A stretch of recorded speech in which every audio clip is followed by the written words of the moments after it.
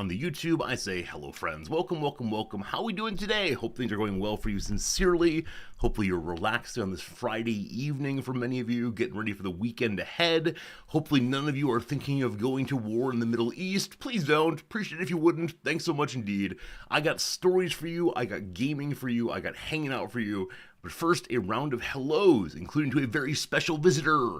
Hello, Unnamed Comrade, it's good seeing you. Bellic, welcome in. George, a pleasure as always. Rog, hello. Condition of Man, hello. Pepper, hello. Shepherd, what's good? And Riz Mama, my literal mother, the person who produced me in the world. Hello to you, mother. Hope you're doing well as always. Very good seeing you.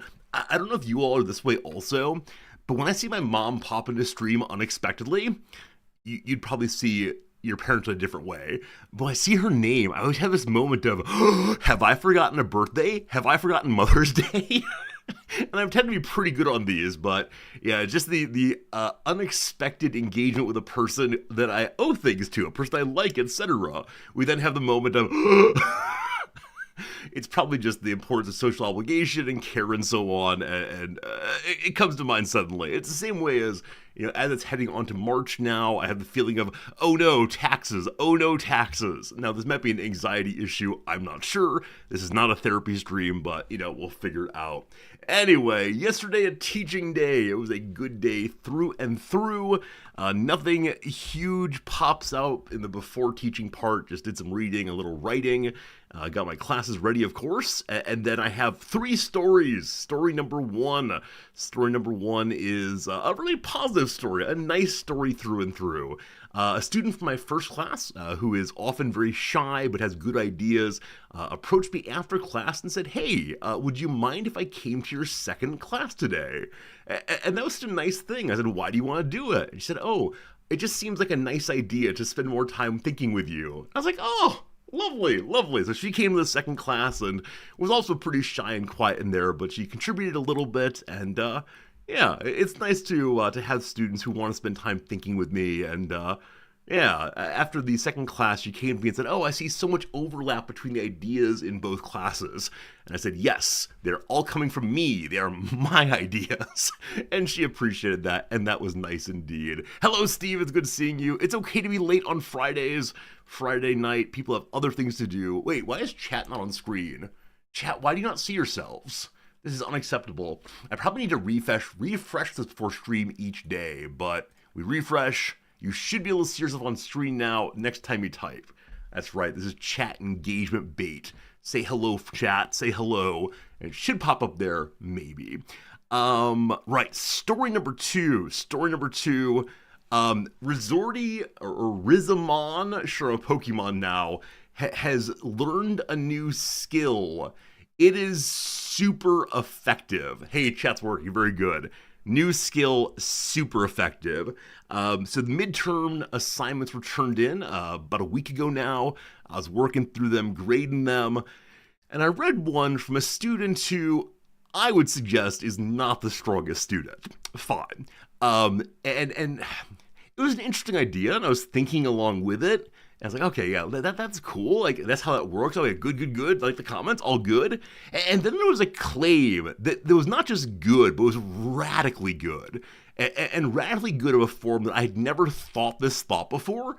And it made me like step back a half step and say, whoa. There's no way the student wrote this. It is just not possible. I do not believe in divine inspiration of the youth.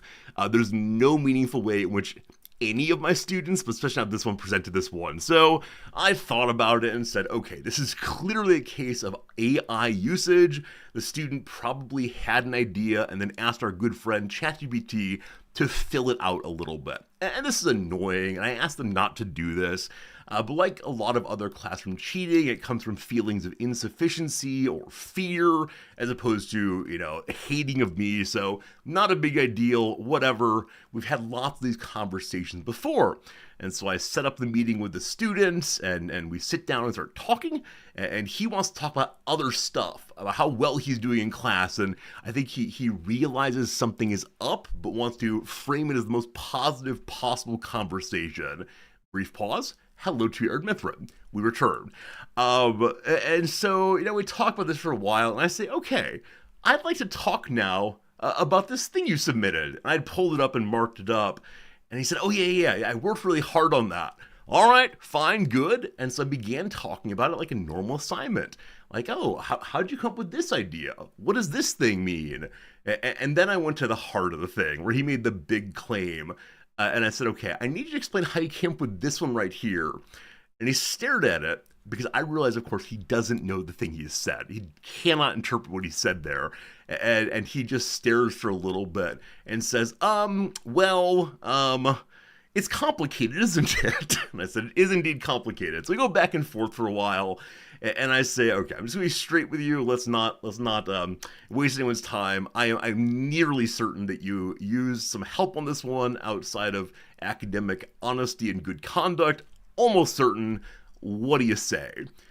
And he said, well, I wrote the paper in a different language and then had an auto translator translate it over.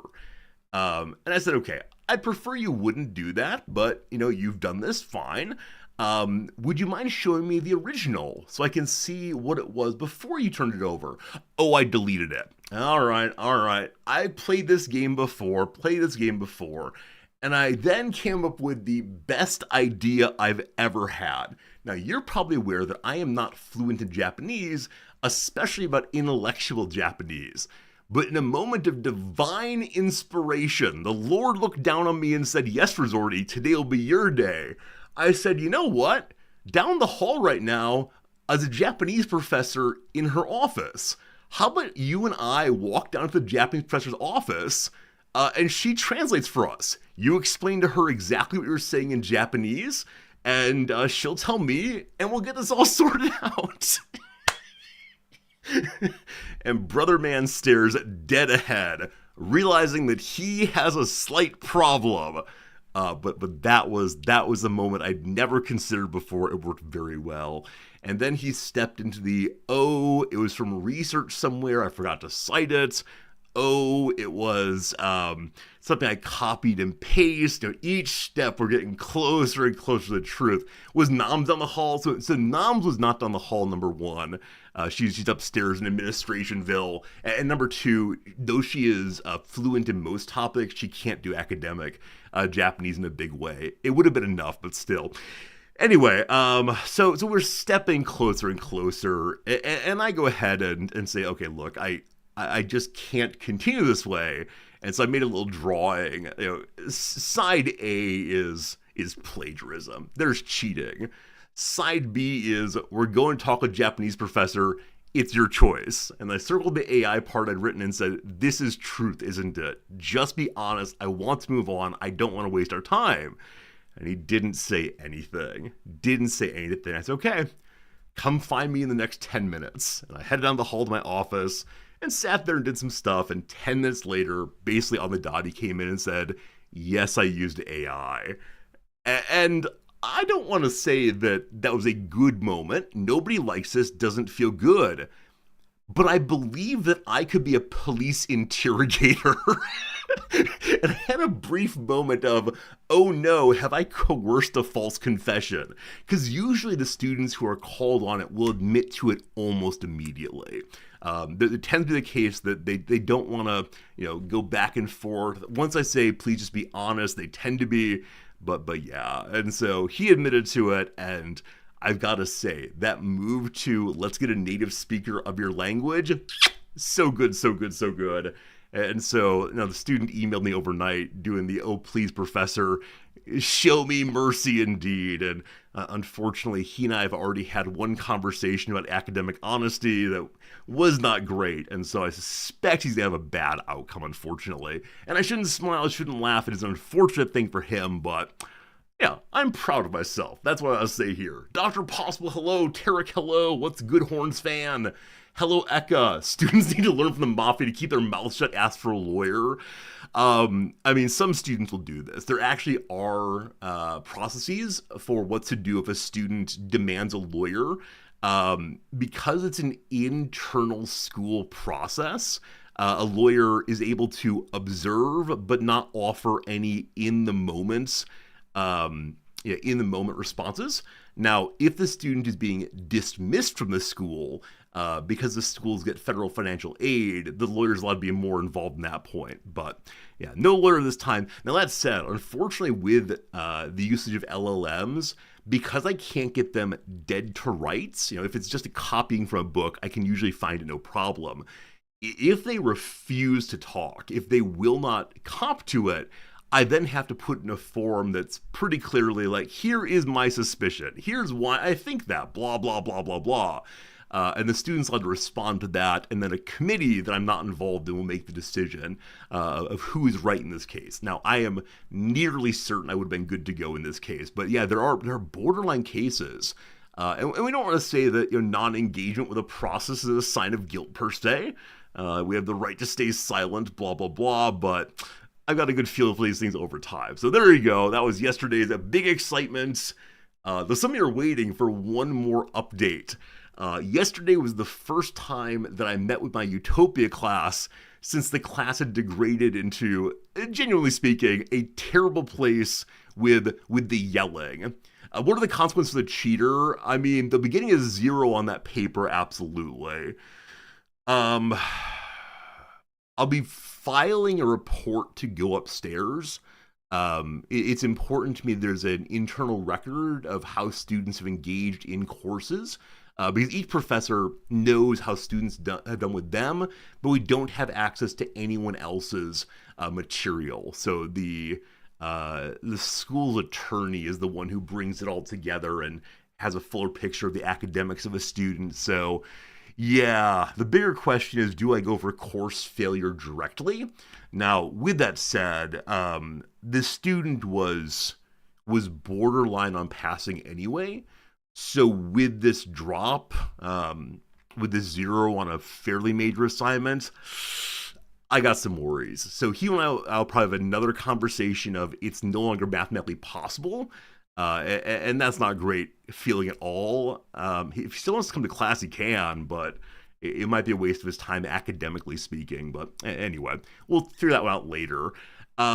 That's the day. Utopia's class, since last time it became an absolute disaster, yelling and shouting and so on. I decided that what we'd do is start the Utopia's class with an open conversation about what happened and how we responded to it and what we can do to improve the classroom. And I set the conversation in terms of, here's what I didn't do terribly well. I didn't realize how the conversation was going until it was too late. I should have found ways to shift the focus of the conversation away from the topics that were spinning up. But again, I didn't know until too late. And I listed a couple other things that I could have done differently that would have contributed to a better classroom. I then reminded them that our very first topic of the semester was utopian education.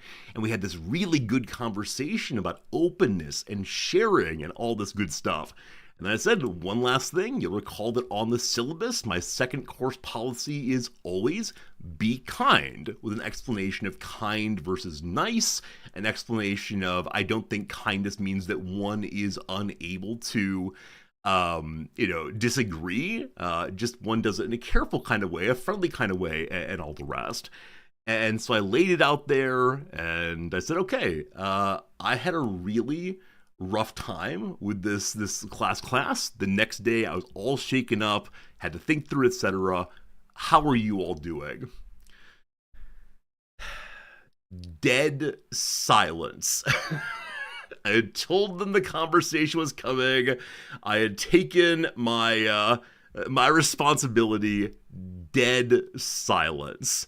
And so I gave a little bit more introduction. I reminded them of things that they themselves had said a while back about the importance of direct communication to avoid drama, to avoid gossip, to avoid bad feelings. I reminded them that they had endorsed these on day 3 of the class. And so I let my eyes cast around, spending a moment or two longer on the students who were particularly egregious. Nothing. And then I did something that was perhaps not ideal, but it felt right in the moment.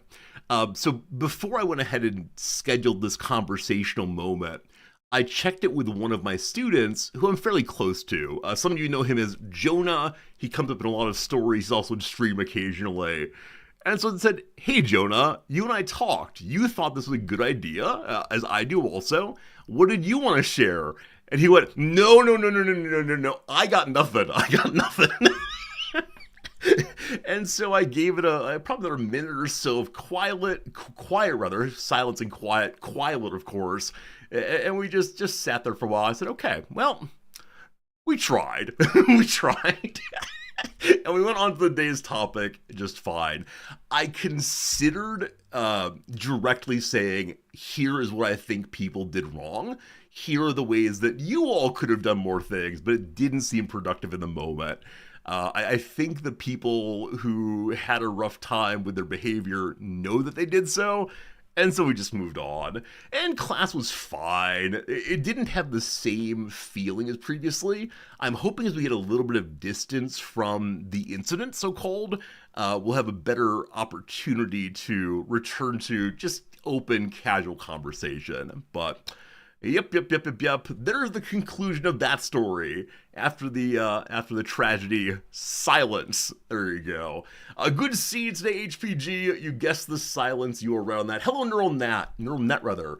Not everyone with ambition is destined to succeed in higher ed. Oh, absolutely. I mean, absolutely, it's the case that higher ed is not for everybody. One can have a good life, a good engagement without it. Yeah, there are many ways of spending one's life that are not reliant on college education. And I never want to tell a student that you should drop out of college, but I always want to have a conversation about what is your motivation in being here?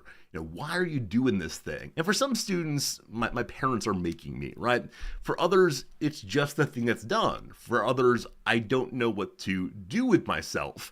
And I think having them begin thinking that thought, why are you doing this, is such an important moment for many of them. So yeah, I'm not going to tell the student to drop out. I think an earlier version of professor would say, "You just can't hack it, can you, kid? You should probably find a different job." Oh, right. And then you hear the awful stories about like teachers stapling McDonald's applications to essays and so on.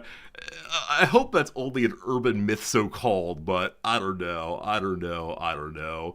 Grubzilla, good seeing you. These days, taking responsibility for actions isn't as important as appearing to be an influencer. I mean, I think influencers, so called, online folks, do find themselves needing to apologize sometimes. That said, I think we as a culture in very large generalities are not particularly good at apologizing. It tends to be more a please don't look at me. Let's move on, as opposed to like a deep engagement with the harm it's caused, again, in general. But I don't know. It's fine. It's developmentally appropriate, as I often say. Regardless, it's the weekend. What kind of things are happening on your weekend? Tonight, of course, at midnight, I have a Wrexham match. Well, I'm wearing the Wrexham shirt today.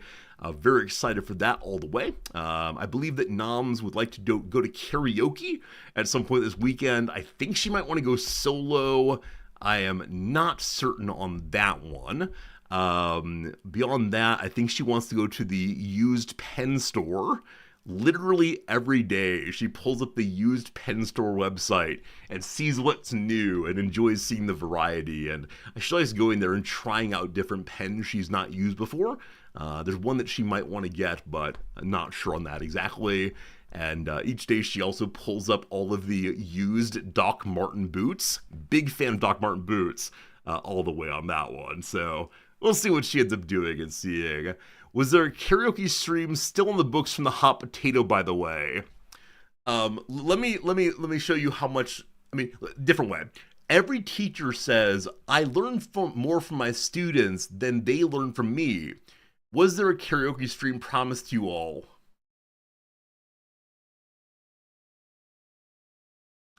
Okay. All right. You're creating Grubzilla Mark 5. You're still playing the Project Zomboid.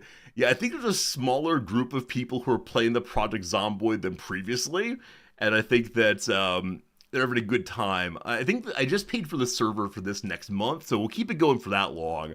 But after that, if there's an even smaller group, down to 3 or so people, we'll probably have to say goodbye to the Product Zomboid server.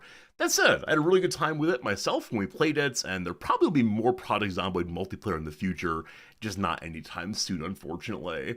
But yes, there are 2 things I have not done from the hot potato thing. Number 1, I did not do the karaoke stream.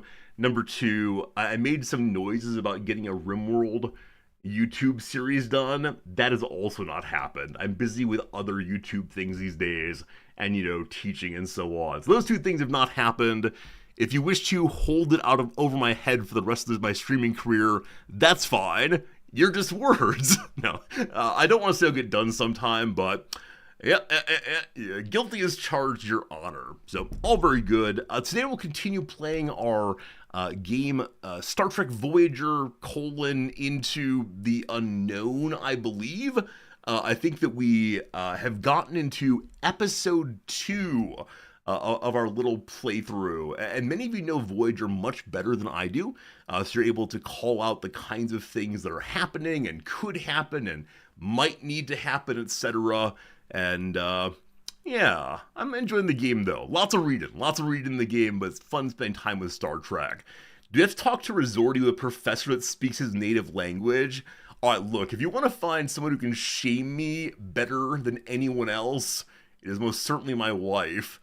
I will make sure she does not come on stream ever again. Hey, Geektown, good seeing you. The sword of karaoke is hanging over my head, and I've got a feeling someone's gonna be cutting the thread. I think that's the next line. Excellent reference though, my friend. Look, there are people on YouTube who are talking. Can you believe it? Alright, let's go ahead and do the word of the day and so on. Here comes the word of the day and so on. Yesterday's word of the day was exhausted, maybe? I don't recall. Today's word of the day is nettle. Nettle, both a verb as well as a noun. What is nettle all about? To nettle someone is to make them angry or annoyed. Friends, what is the likelihood out of 10 that this word is used in a fantasy series in its verb form? I think it's used in its noun form more often. Like the heroes wended their way through the forests and fields, pushing aside branches and picking off nettles. Yes? Yes. I think noun form you get regularly. Verb form I'm less sure about. Hey Horns, there's non-student pens that have been used to write things. Yes. I know we're doing the intro, but this is a cool topic. It's called Kingdom Note. This is the kind of thing that one will most likely only find in a big city. But yes, it is a used pen store. And there are a tremendous number of pens, all on a shelf in, is it in Ginza? Can't remember where it is right now, and I don't see it on the page. It's pens. You're not supposed to take photos inside the store. They're quite insistent on that. But yeah, it's a store with glass racks full of pens, and they have even more in the back. And on the website, they have videos of every single pen zoomed in up close, so you're able to see any defects, nicks, otherwise. They do have some brand new pens there also, but the majority of them are indeed used. Now, these are not like cheap Bic pens like I like to use rather. Some of these fountain pens, not the ones that Noms uses, but some of these fountain pens are tens of thousands of dollars. And again, Noms is not like that kind of pen. The most expensive pen she has is about $200, I believe, and she's had it for a long time now. But yeah, they're really high-end writing devices, the kind of thing, again, that I would never use, in part because I can't really feel the difference. And also I find fountain pens so annoying because after you write on the sheet of paper, it stays wet for a while, and you have to be careful not to use your big clumsy hands to touch the ink. So yeah, it's a used pen store, but again, a very unusual kind of used pen store, and they clean the pens very carefully and so on. But yes, Noms loves this place very much indeed. You will never see this. They're one of the most serious places I have ever been. And some of their reviews online, I'm sure we can find them very, very easily. They do something that confuses non-Japanese visitors. Um, Abysmal customer service. We went out of our way to visit the place only to be completely ignored by staff. Very disappointed by customer service. We made a special trip here. We were never greeted by any staff at all. Not very friendly for non-Japanese spirit, etc. Okay, right. So they don't greet you rather, because it is a very high-end place, and in general, Japanese customer service is leaving the customer alone until they ask for assistance. So if you walk into the store and do not want to be noticed, they will ignore you entirely at the store. You're left to browse in peace. Now, if you go to them and say, like, howdy, would you mind helping me with a pen over here? They will help you because they're in locked cases. But yes, it feels incredibly unfriendly to non-Japanese, and it feels respectful of the browser for the person who is Japanese or understands Japanese culture. And it's one of these things where I get it. If you're a tourist in the place, you want to feel comfortable and nice, but you have to recognize that you're in a different culture. If you just call out hello or an old konnichiwa on the way in, then you're going to get a message back, but it's not that the employee does not approach you first, as might happen in American culture. So there you go. Used pens, what a delight. All right, back to nettle. Let's learn the origin of the word nettle. Though he tried to maintain a friendly tone, the town official was clearly nettled by the reporter's suggestion the town was at fault. Journalists doing what journalists do, asking the hard questions. Did you know? All right, no great surprise here. If you've ever brushed against nettles, you know those plants have sharp bristles that can leave you smarting and itching. The painful and irritating rash that nettles cause can last for days, but at least it's a rash with a linguistic silver lining. The discomfort caused by nettles can serve to remind one the verb nettle is a synonym of irritate.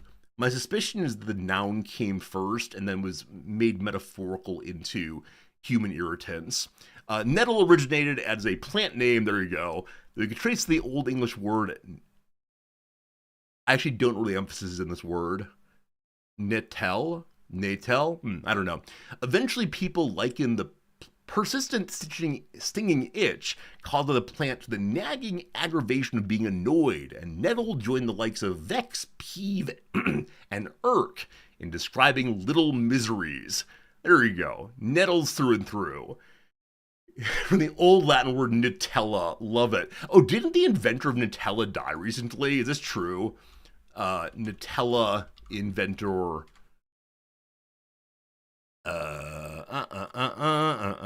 There he is. March 1949.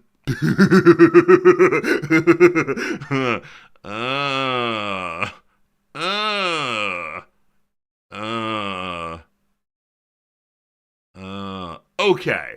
It wasn't actually made until 1964. So it was made after the founder's death. So let's settle down. So his son and this guy did the work. His son died in 2015. 10 years is getting more recent. That was last year. I want to say this is much more recent than before, through and through. And the reason why I know this, I saw a meme recently that announced the fellow's death, and then someone responded with saying, "Oh no, I never got to ask him why the N was black." Like, why did they choose that as their particular brand signification? Because it makes you want to say Utella. What is Utella? N-Utella. Very strange indeed.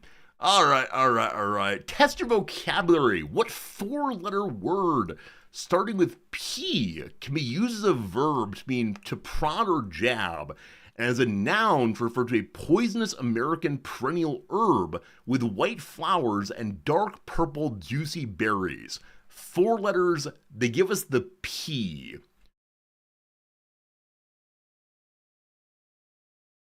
I have no idea.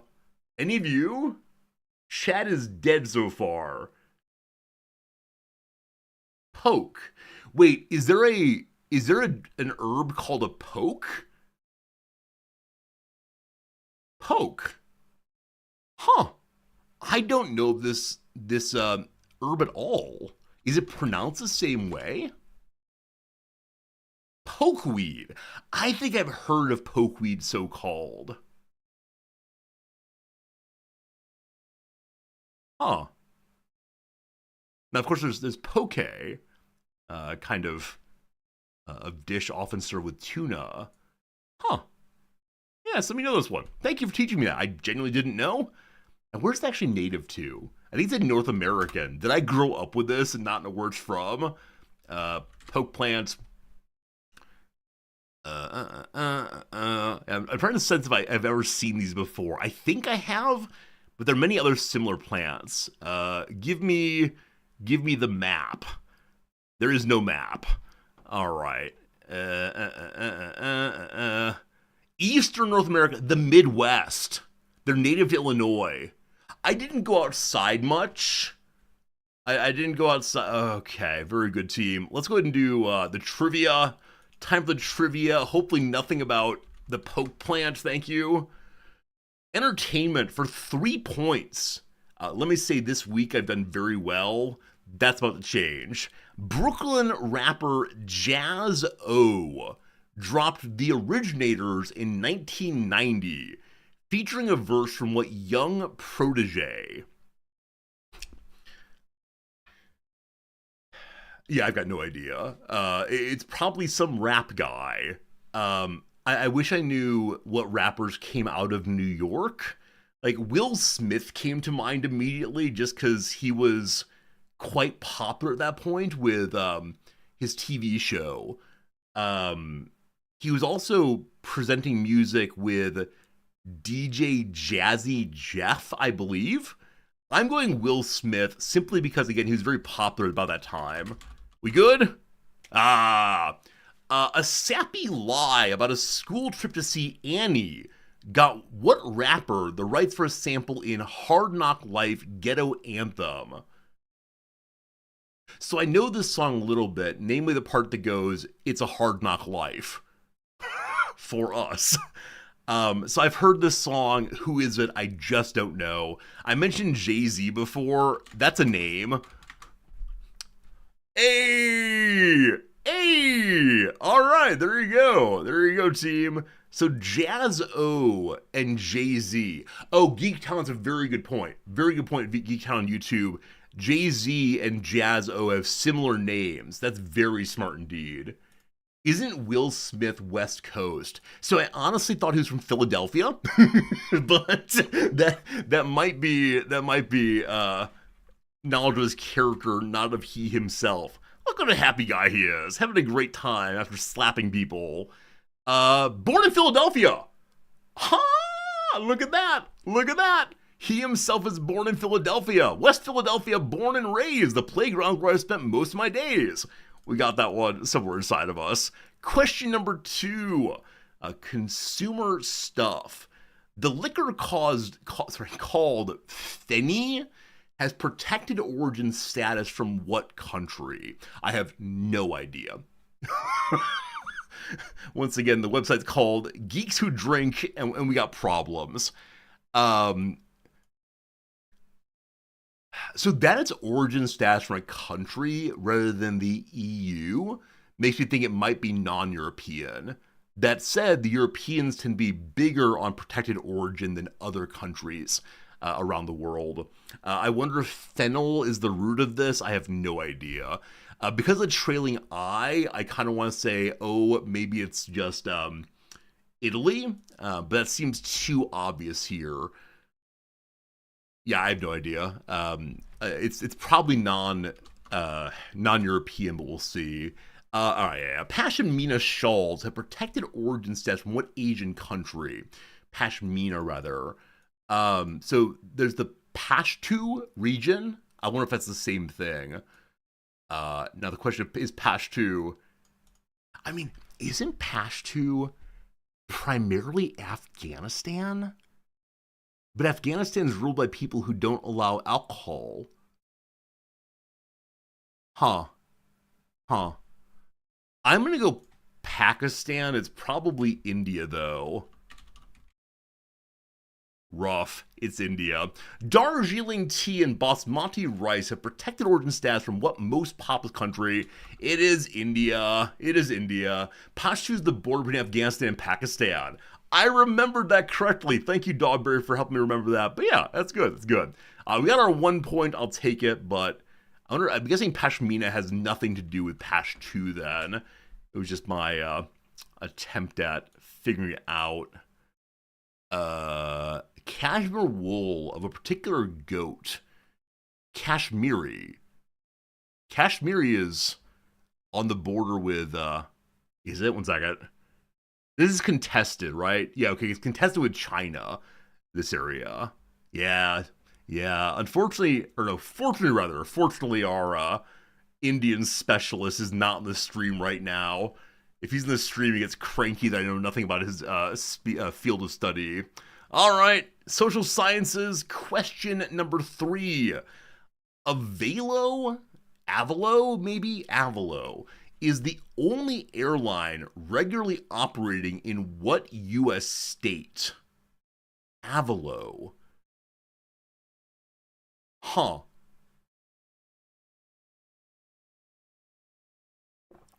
So the obvious answers are, or not obvious, the answers that came to mind first were Alaska and Hawaii.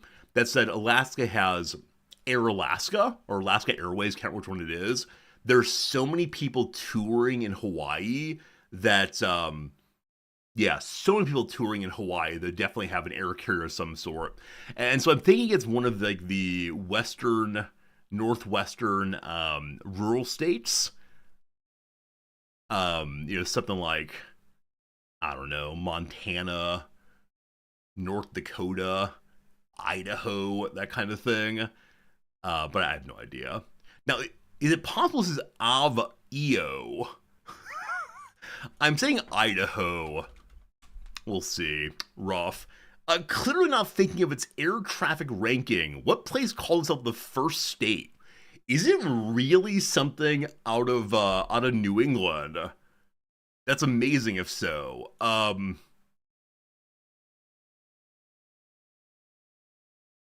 Can I remember the order of the states? I cannot. Regularly operating. So it needs to be someplace without a major airport. Vermont's added in late, as is Maine. New Hampshire is plausible. I don't remember when they initially joined the Union, though. Joined the Union. Virginia's late. It's not the Southern colonies. Maryland is a commonwealth, I believe, not a state. Pennsylvania is also a commonwealth, not a state.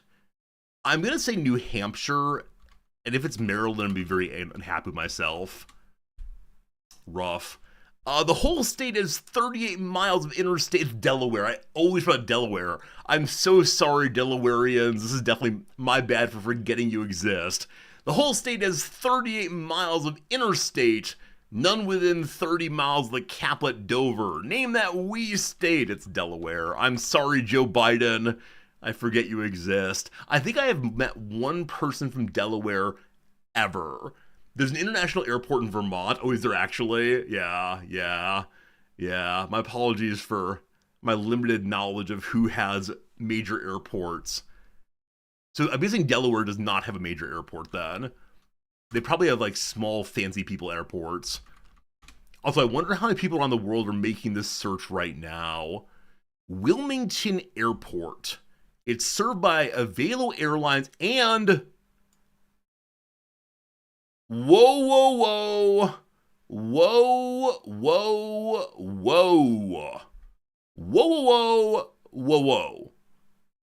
American Airlines. American Airlines, it claims, goes there. Where is the airport? Wilmington Airport. Tell me more about you. This is me getting ready to argue with a website, by the way. If I type in, was it American? Well, whatever. It doesn't really matter that much. I'll take my 1 point and move on. Very good. The implication of the question is the airline is the only one in the state. Wait, is that the airline is only in that state, not that it's the only airline?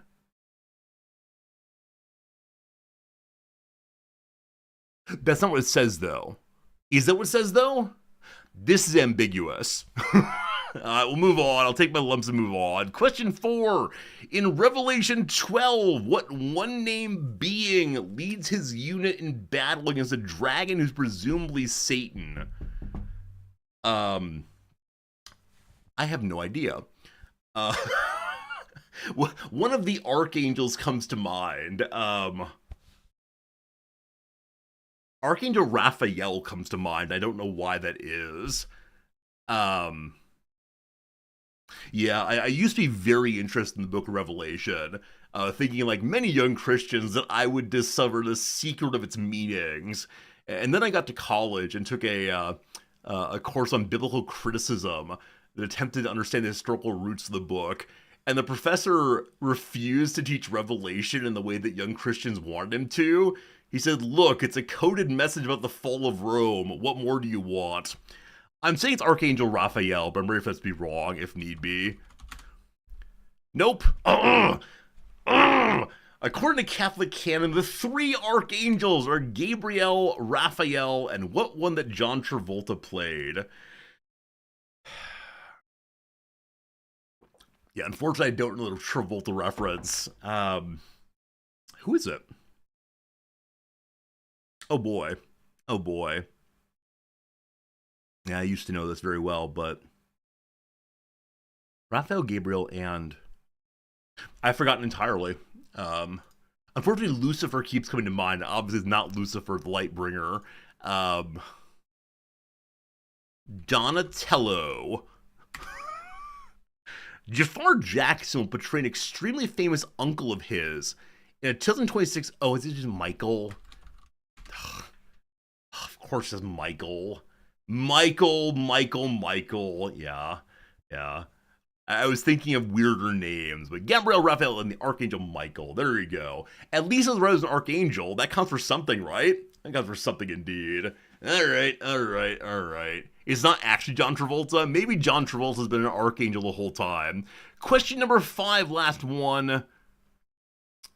We are not getting 10 points today. I should have gotten Michael in 2, probably. Scientists released 158 juveniles. So for the first time in 180 years, the Galapagos Islands, the population are namesake what?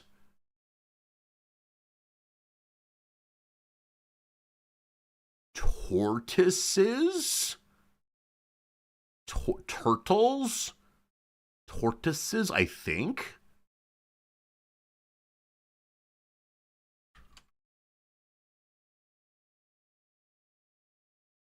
We're good. I was beginning to doubt myself due to the poor presentation I've shown so far. All right. So after a really good week through and through, all right, a below average day, we all regress to the mean eventually. Very good. Best one today was a science and nature question. We definitely should have gotten Michael in 2, but yeah, mostly got Michael in 2 indeed.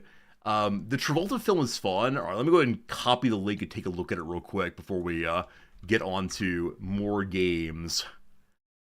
I vaguely remember this picture. Why is there a dog there? A crass and uncouth but wise and well-meaning warrior who is sent to Earth to do various tasks, including mending some wounded hearts. 96. Is this the same period where Touched by an Angel was very popular? My mom really likes that show. I can't remember if it's still around. Probably not. So 96, were people all into the Angels? And 94 indeed. All right. It's a fun movie? Okay. I guess I'll ask Noms if she's watched it. We usually watch one movie a week, rather. There's a dance scene. Oh, by Nora Ephron. Noms likes Nora Ephron quite a bit, actually. So, is this a love movie? Mixed to negative reviews. It's quite fun. It's a fun movie. I don't know. Seventh Heaven was that also. Oh, isn't Seventh Heaven the one with the fellow we don't talk about anymore? Is it? Maybe not. Maybe not. Maybe so. Maybe so. Maybe so. He was really good in Always Sunny in Philadelphia. That's enough of that, though. All right, on to questions for you all. Friends, put any word you want to in either of the channels, whether Twitch or the YouTube. I'll type it in, and together we'll unredact this page right here. They've had more updates. For whatever reason, the dev of this thing has been very busy recently. Added a guardrail so word matching avoids linking words, like cold becoming war. Got it. Here we go. Good luck, everybody. State number 1. There are 10 states. System. 15 of them. Well done. Vaughn. There are no Vaughns today. First. There are 72 firsts. Modern. There are no modern things. Science. We have none. Balloon. No balloons. Yesterday, Nams and I were talking about the word balloon. If you try to make the oo sound shorter, in English, the quality of the vowel changes from balloon to ballon or ballon, maybe. Where in Japanese, if you extend vowels or shorten vowels, they never change in quality at all, which is very hard for me as a native English speaker. Anyway, enough about that. History. 10 of those. Organization. We have 7 of those. Dell. There's no Dell. That's the name of a computer company, I believe. Written, there are 8. He, there are 7. Policy, we have 2.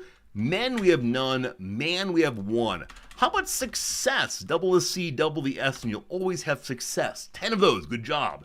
Soviet, they're 1 of those. Policy, we did before. Time, they're 29. Karaoke, I hate you. None of those. Mammal, there are none. Europe, we have 19. How about sports? There are 2 sports. Location today, there are 2. China, we have 1. Latin, we have 2. Our answers are being successful all over the place today. How about America? 1 of those. Liver, there are 23. Association, we have none of those currently. Ship, there are no ships. How about the word empire? There are none of those. Language, we have 14 today. How about water? You're all wet with that guess. Sure, that works. Asia, there are 4. Politics, we have 1. How about the word written? I think I did written. I did do written. There are 8 of those. Internet, none. Die or D, none of those, unfortunately. Atlantic, we have none. Broadcast, we have 94 broadcasts. Good job, team. 94 broadcasts will help quite a bit. Year, there are 80. Dynasty, there are none. How about the word union? There are 7 unions. Disease, we have none. Football, there are none of those. Art, there's 1. The word country, there are 190. Philosophy, none, unfortunately. Is it an event? There are 54 events for us. Very good. Is it a British thing? 5 Britishes. Media, there's 6. Paramount, there are none of those. The word day, 4 of those. Well done. Eurovision, 82 Eurovisions. Company, there are 2. Boo to this topic. Wait, we don't like this topic at all? How about satellite? There are 2 satellites also. Debate, we have 1. Alert, we have none. How about the word BBC? 3 of those. The radio, we have 4 of those. How about a contest? 227 of those. Song, there you go. The Eurovision Song Contest. Well done indeed. In French, the Concours Eurovision de la Chanson, often known simply as Eurovision, is an international song competition organized annually by the European Broadcasting Union, among its members since 1956. Each participating broadcaster submits an original song representing its country to be performed and broadcast live to all of them via the Eurovision and Euro Radio networks, and then cast votes for the other country's songs to determine a winner. Aww. Has there ever been corruption in this thing? I know back during the Cold War, there was a lot of gaming in the gymnastics events on who is the greatest gymnast on earth and why are they Russian, etc. Etc. Indeed. That's fantastic, though. Fantastic, though. The question is, has there ever not been? I wonder if one listens to these songs from 1956 to the present, what trends in music one would notice. Because I suspect in the 50s, I wonder, like in the 50s, were they doing rock and roll? Let's see, Eurovision 1956. 7 countries were involved. Who won this thing? Location, participants. So it was very Western Europe focused at this point. All right, who was the winner? Hello? Hello? Switzerland won. Does this person look like a rock and roll person to you? I mean, it's possible that she's a rock and roller, but I don't know. Well, she didn't win. So, De Virgos de Van Holland, rather, by Jetty Pyrol. Dutch singer, Remember the Resistance. Wow. Do they have this song recorded here for us? They do not. We will now find it ourselves. Copy these words. Copy the link. Nope. Isn't there a copy words? Well, we'll do it this way then. Hello.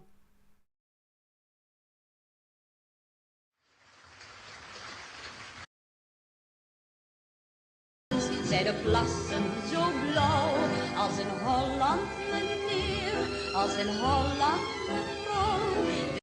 They're singing a song about Holland itself. So it seems to have been, at least this song is more nationalistic in focus. Oh, there's their play order. Oh, here's Switzerland here. I'm sorry. I jumped wrong incorrectly. Refrain is what they call it instead. Refrain. Are you rock and roll?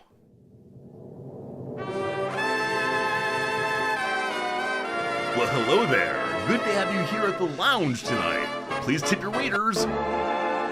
Nos amours d'autrefois.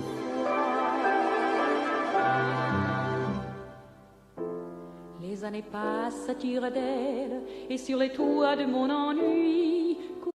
So it sounds very much indeed like one could hear it in The Sound of Music.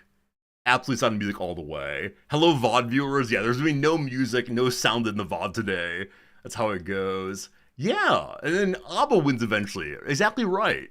So I wonder at what point the transition happens. And is there a very awkward year where some countries are still submitting music by like this, and other ones are putting forward like Beatles-esque music? I really wonder at what point the changeover happens. I'm not going to waste too much time on this, don't worry. We have other things to waste our time on instead. This looks fancy and champagne-like still. Who won? The Netherlands with Net Arstoen. I don't know. Maybe the 1990s it changes over. Oh, let's go jump forward to 1987. Really? I think that's probably too late. I think ABBA wins before that, right? Okay, a lot of people involved. Yeah, still conductors. I think having the word conductor indicates it's something other than... Israel's involved in Eurovision. Is it today still? I mean, I recognize Turkey also. I mean, right, Turkey is one of these countries... Huh. There were 100 YouTube channels dedicated to analyzing Eurovision trends. I mean, I can most certainly make that video indeed. I was the 70s, yeah, I thought so. I don't want to ask the question. I mean, I'm definitely, right. The relationship between Europe and Israel, especially, well, a long time indeed, is a substantial one. That many people who went there were European living people. Makes sense. Australia is in Eurovision also. Is it at this point? It's not this point. Huh. So I was going to say, like, maybe they include any national language English people, but certainly they do not include the U.S. ever again. So who's involved in 2010? Who is looking surprising to me? I don't think of Azerbaijan as being European. Are they? I mean, yeah, okay, yeah. I need my like 7th grade geography teacher to help me on this one. Yeah, I'm not playing the who is European, who's not game. I'm just curious how they play this move. So yeah, Israel's still involved. Russia's involved. Again, Russia is one I struggle with placing it. Okay. Yeah, Turkey's interesting. Oh, it's my EBU membership. EBU, what is this? What is the EBU? European Broadcasting Union. Oh, public service media. Well, if that's true, then the U.S. can be involved. What do the different colors mean? Countries with one or more members are dark blue. Suspended ones, naughty, are in yellow. Fascinating. Enough for our time on that one. Thank you for helping me learn something I only halfway know about. Friends, it's time for the most exciting game on Twitch. We'll do 2 rounds of this and then get to our Voyager, I promise. It's time for us to play the Rizdactyl. I'm going to use the ever-popular list of submissions that you all have turned in.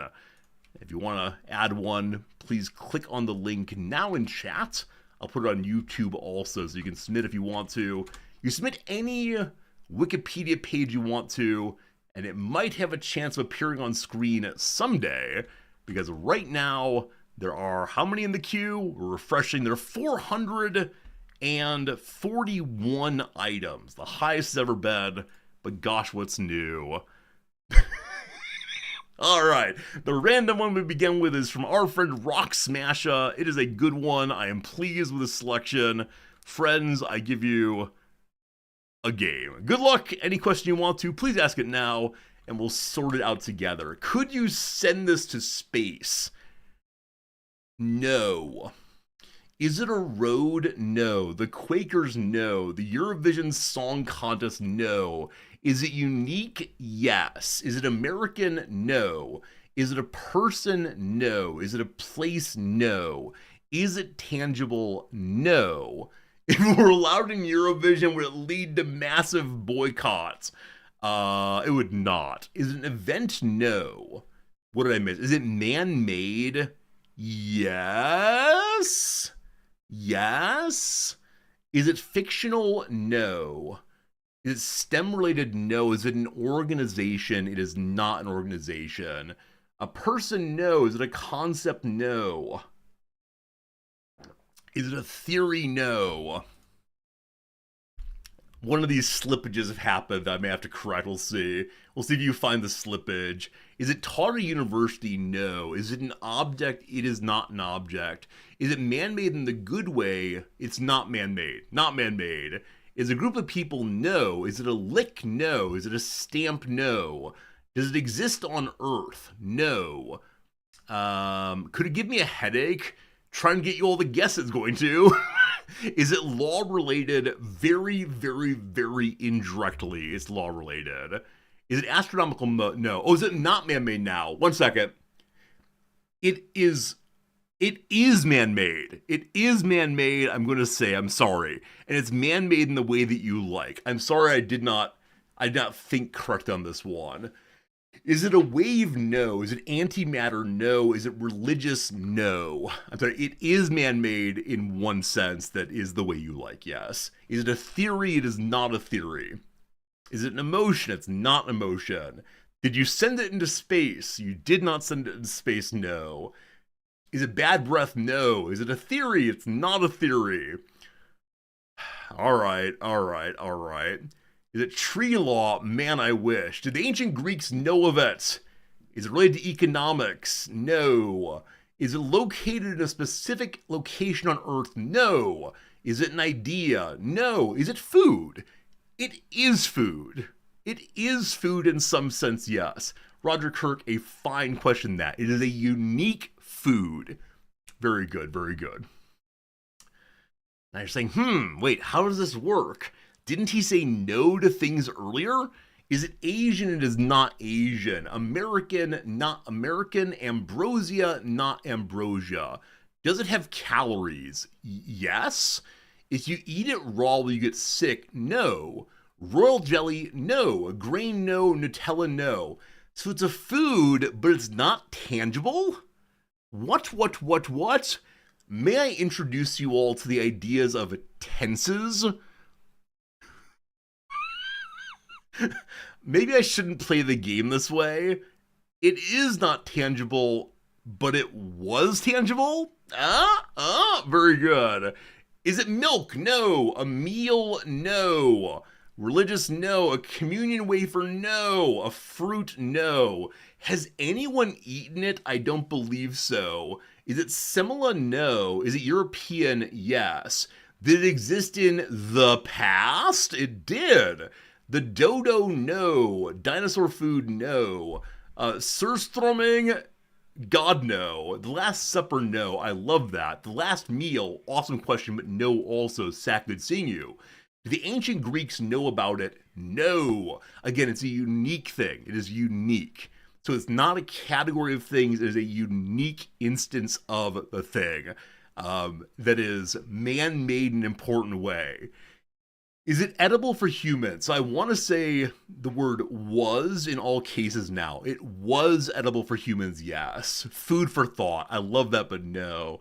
Is it the moon if the moon were made of cheese? No. A feast in Burgundy? No. Henry VIII's 12-bird roast? No. Is it subsistence? No.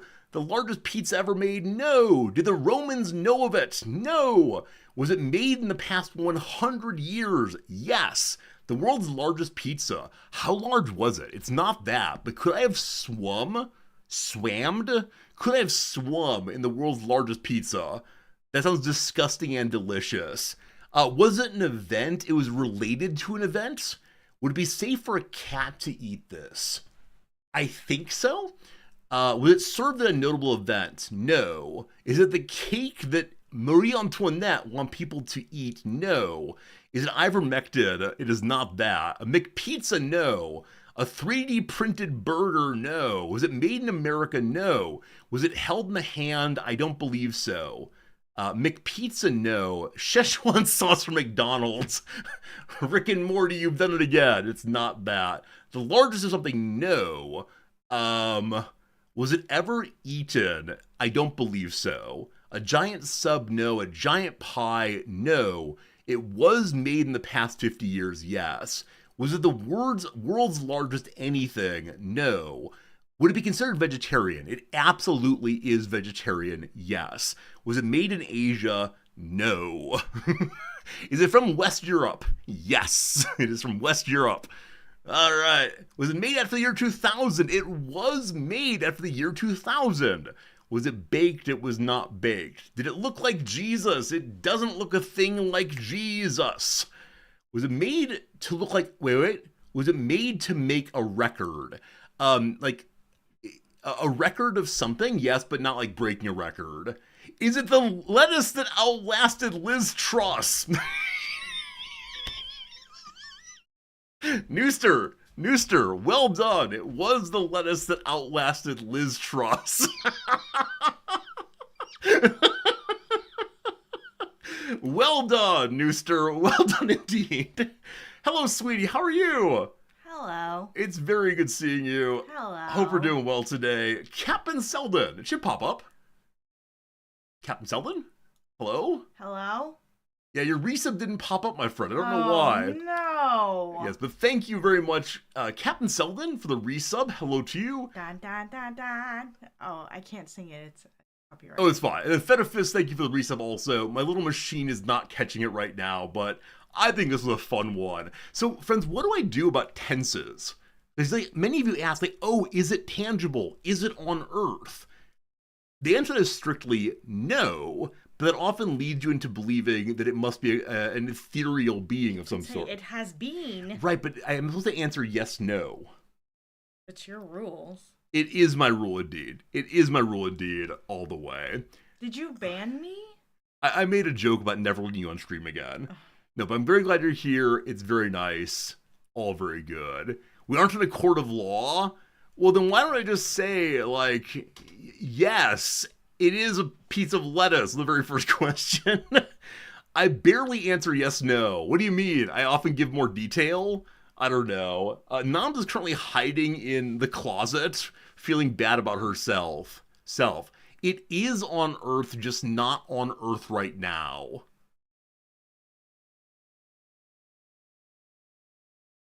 This makes a mockery of the present tense. Noms, I need your help here.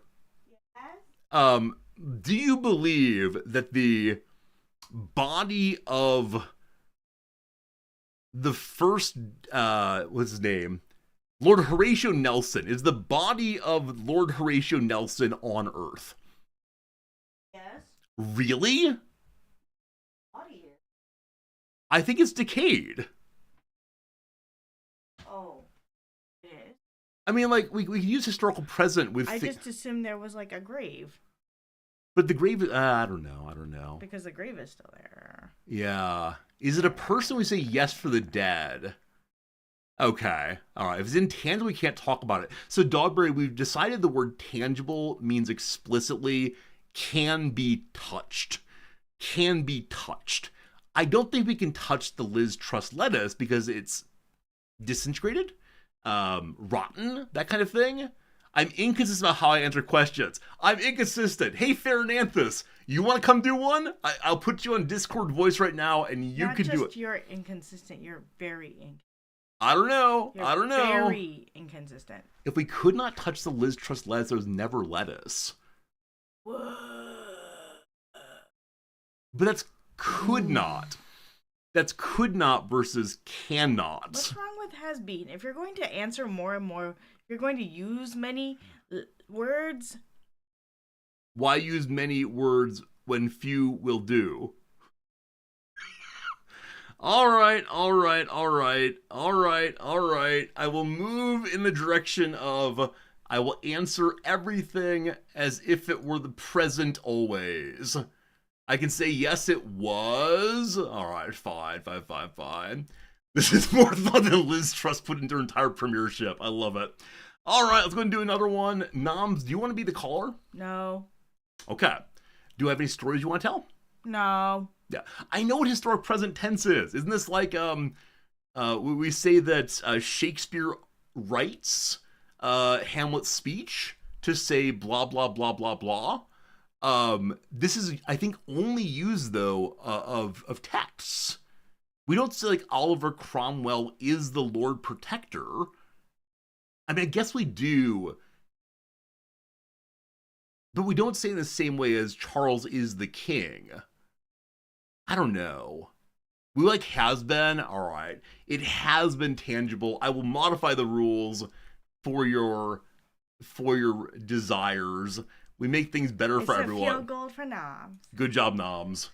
So we do more than yes, no questions now. We say that, I don't know. How do we know? Like, do we say like, how do we say this? Like the Germans are occupying France. We don't, because they did occupy France. They don't anymore. In 1600, Elizabeth I is Queen of England. Sure, if you establish, like, are we talking about the year 1600? Sure. I don't know. It's possible I don't understand this well enough. Noms, where do you come down on this one? Is Germany occupying France? Not right now. There you go. Exactly, Kaz. If you just ask a different question, if you say, has it been tangible? That would solve the problem. Yeah, make them do all the work. That's the game. All right. Do you have any stories you want to tell, sweetie? No. Are you going to karaoke? Maybe. Are you going to Pens with Pens? Pens opens at 11. They do open at 11. Yeah, there was a question in chat about, is it the case that there's a market for buying used pens? And so I showed them the pictures of the store and all that good stuff. Are they going to buy my pens out from under me? Yes, everyone is currently on the Pens website ordering them to be sent to the U.S. Well, I was going to say, if they're from places with stronger currencies than the yen, they're probably like, woo, this is so cheap. Yeah, I mean, it is the case that people are currently buying up Magic the Gathering packs from here. Well, lucky for me, Kingdom Note doesn't ship outside of Japan. It is true. Your pens company is not shipped outside of Japan. I need more companies like that in the Magic the Gathering space. All right. Must do another one. I was going to select one from a while back. If you don't mind, Nons, I'm going to go ahead and ask you to choose one on the screen in a moment. Oh, okay. Yeah, and just tell me what number it is from the bottom, we'll say. Should I say the name of it? Like, I would like... If you please wouldn't. So I'm going to do one of the last 10 or so. And I'll go ahead and move my pointer up. And you just say that one. That one. This one, really? Huh. Okay, I like it. This is by our friend Skade. I'll have things to say about this one a little later, but whoops. Okay, here we go. Friends, there's a screen on the page. I want to talk about this thing in the historical present tense. We'll see if you like it. Is it a person? It is not a person. Is it or has it ever been tangible? It is not, nor has it ever been tangible. Is it American? No. Has Nam chosen something difficult for us? No. No. Is it a place? It is not a place. Has it, is it, or will it be a concept? While it could be approached conceptually, yes, I'm going to treat this as a non-concept. It could be easier to get that way. Is it or was it an event?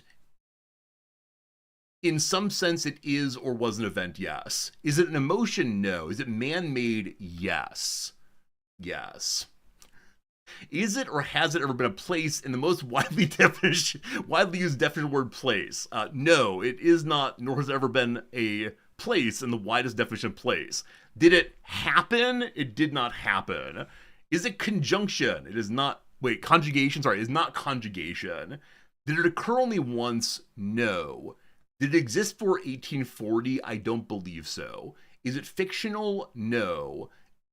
Is it is or is it was? Yes. Did the ancient Greeks know of it? No.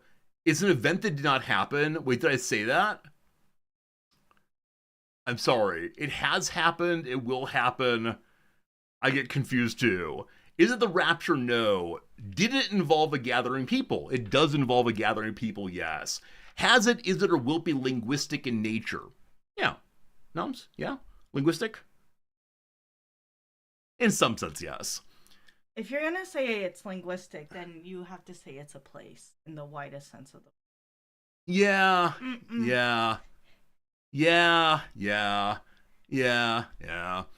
Is it government related? No. Is it related to leisure? Yes. Can it happen more than once? Yes. Is it the great vowel shift? Not that sense linguistic. Is it North American? Not primarily, no. Is it involving STEM? No. Is it a spelling bee? Wait, do you do spelling bees for leisure? Noms? Spell Schenectady. Schenectady. There we go. Synecdoche. Synec Doche. Synecdoche. That is correct. Does it happen regularly? Yes. Has it happened before 2000? Yes. Or I should say it's not a spelling bee. Roger, please give other people time to guess too, but it does happen periodically, sure. Regularly and periodically both. Is it an unexplained mass sponge in migration? I don't believe so. Is it a leap second? No. Does a group of people contain salty chatters? Tends not to be salty chatters? No. Is it an act? A kind of doing? Yes. Is it Sylvester? No. Now, do you leave in? No, I'm Is it quick? It can be quick. Is it music related, or will it involve music? It is related to music, yes. Is it a lecture? No. Is it daylight savings time? No. Music related, event or act? Sure. Does it occur over longer than a day? Not usually. Is it a beat? No. Is it a strike? No. The Ottawa's Blues Fest? No. Is it the song that never ends? No. Is it shouting bravo? No. Is it a gathering of the Juggalos? No. Selden had a Ghostbusters reference. Captain Selden, unexplained mass sponge migration is a Ghostbusters reference. There we go. Is it a noise? Not normally. Is it orange? No. Is it a chord? No. Is it a song a clock makes? No. Is it Woodstock? No. Is it the sweet sound of heavy construction equipment compressing asphalt? It is not that, nor the smell of the same. Is it primarily done by performers? If you mean professionals, no. Is it a festival? No. Is it red? No. Is it a sound? I'm going to be generous or graceful and say, yes, it is a sound. Do they use instruments? Not normally. I mean, yes, but not primarily. Is it purple? It does not have a color. Is it a convention? No. Was this traditionally done during war? I don't believe so. Is it cheering? No. Is it musical notes? It involved musical notes. Is it a brown note? No. Man-made? Absolutely. Sports-related? No. Religious? No. Christmas-related? Not particularly. Have I or will I have been to this? Yes. Is it Woodstock? No. Does it involve folk music? It could. Is it a song? It is not a song. A cappella music? Probably not, no. Is it karaoke? Steel Airship, well done. It is karaoke. I want to tell you that Skade submitted this one saying, there's no reason I'm submitting this one. You're doing this today. Maybe. Karaoke. Well done, everyone. Very proud of you for getting that one. Steel Airship. Let me give you the points. And I think we should probably move on after that to a little game called the Voyager, most likely. Nam, do you have a favorite karaoke song to sing? No. All right. Do any of the rest of you have a favorite karaoke song to sing? Let me know. I don't know if I do either. Is there a song I seemed to enjoy last time we went, Noms? I like John Denver. I do like John Denver music. It's fun. It bounced along nicely. It's not that hard to sing. There you go. The Call of Cthulhu. I don't know what that is, unfortunately. The Dolce Vita. Do you know that song? No. It's a Sweet Life. I don't know. Tom Jones, Not Unusual. Doot, doot, doot. It's not unusual to be loved by you. Doot, doot, doot, doot. Yeah, that's good. On My Own from Les Mis. Nice. Noms, would you sing that one? Maybe. Yeah, I mean, Noms, I like Les Mis quite a bit. Mm-hmm. Yeah, it's good.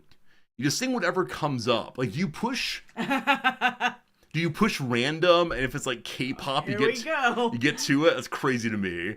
My Life by Billy Joel. Yeah. I don't know My Life, do I? Yeah. This is my life. I do know that song, thank you. I forgot it was called My Life. That's good. Tequila by the Champs. I don't know if I know that one. Friday, like, it's Friday, gotta get down on Friday, getting ready for the weekend. That one? Oh. Rebecca Black, I believe. Oh. Is it Rebecca Black or is it that other person? Yeah, Carly Rae Jepsen. No, Carly Rae Jepsen's Call Me Maybe. Oh, hey, I just met you.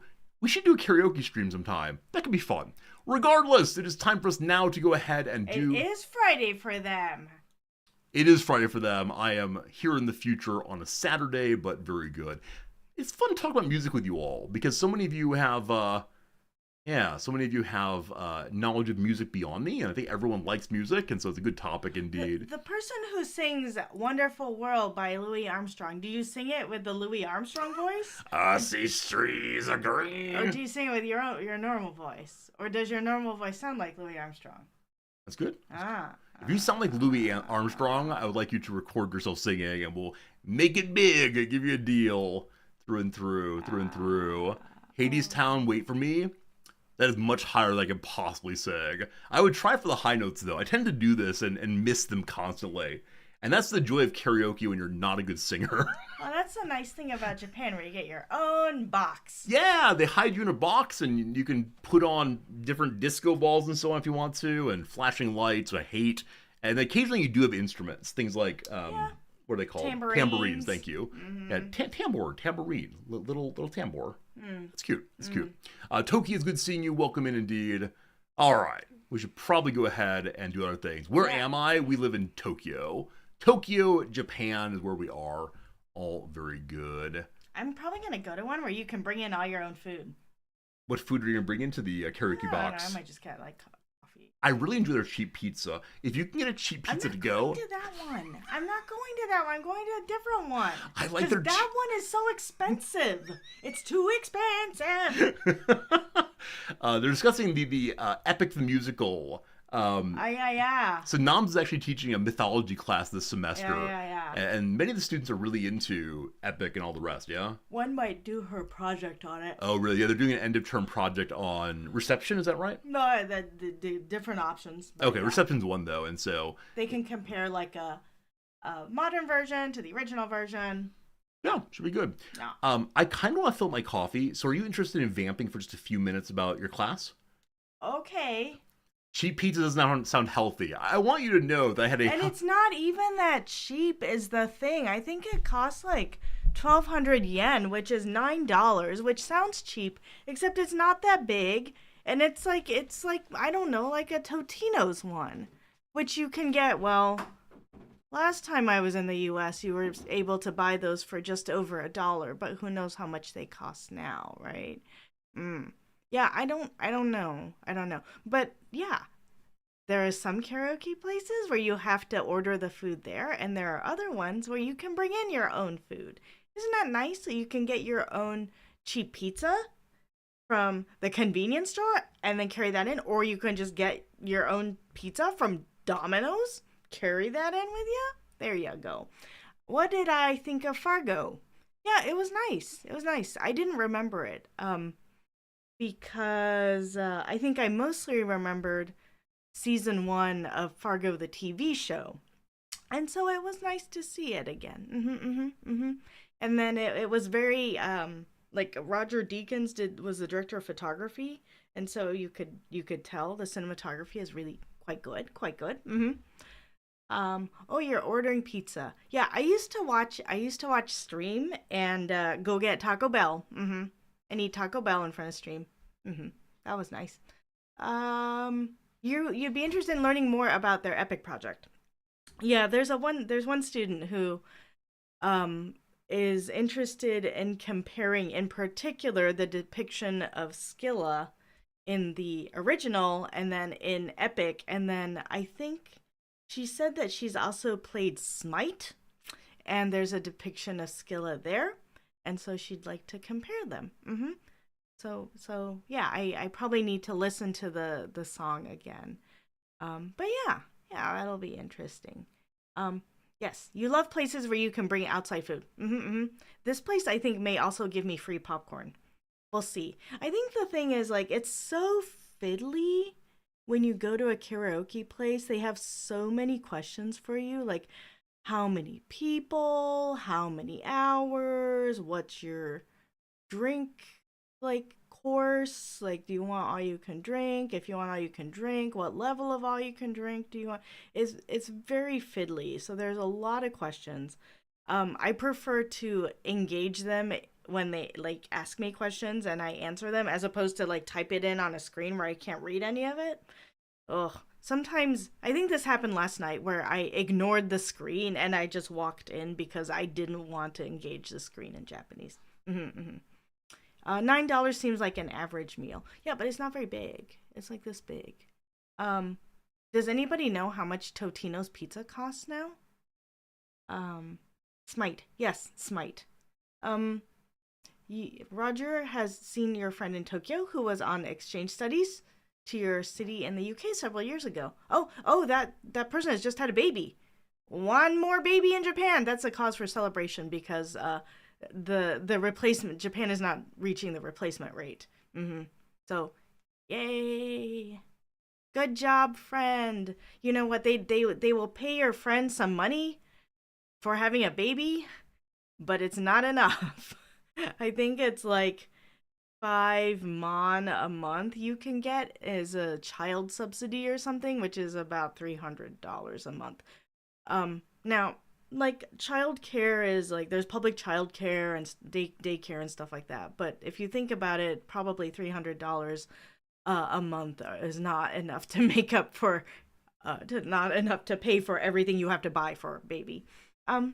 Do I have a favorite Star Trek character? Well, I mean, everyone's favorite Star Trek character in some ways. I don't know. I don't want to make assumptions for everybody else, but of course, I like Jean-Luc, like everybody. I also like Tasha Yar. Very good. Let's see. I'm a Next Generation person. I did watch Voyager, DS9. I liked Odo a lot.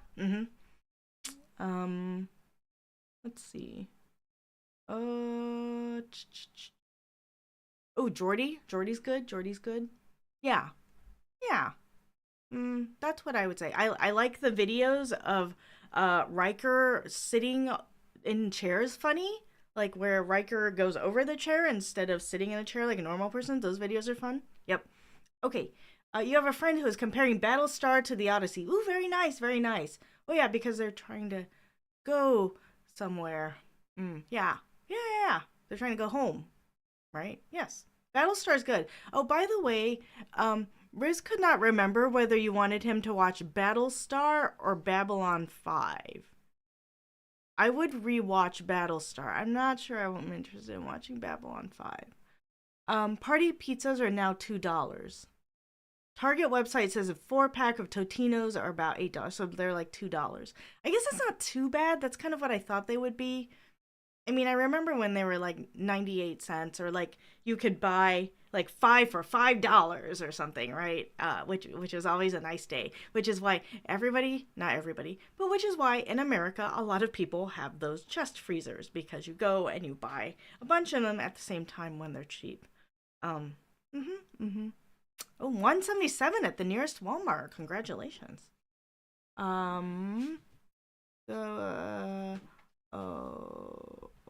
Oh no, you got an ad just as I was about to say my favorite Star Trek character. Well, I talked about it for a while, so hopefully you got some of them. Roger Kirk. Roger Kirk has subscribed. Da. You're supposed to sing now. Thank you for being a friend. Yeah. Yeah, I don't know why it didn't pop up. Something's wrong with my little program. But thank you very much indeed, Roger, for the generous new subscription. I recognize that happened during Nam's time here, so I'll treat that as being subscribed to Nam's channel, not to me. And so I will give her the $2.50 each month.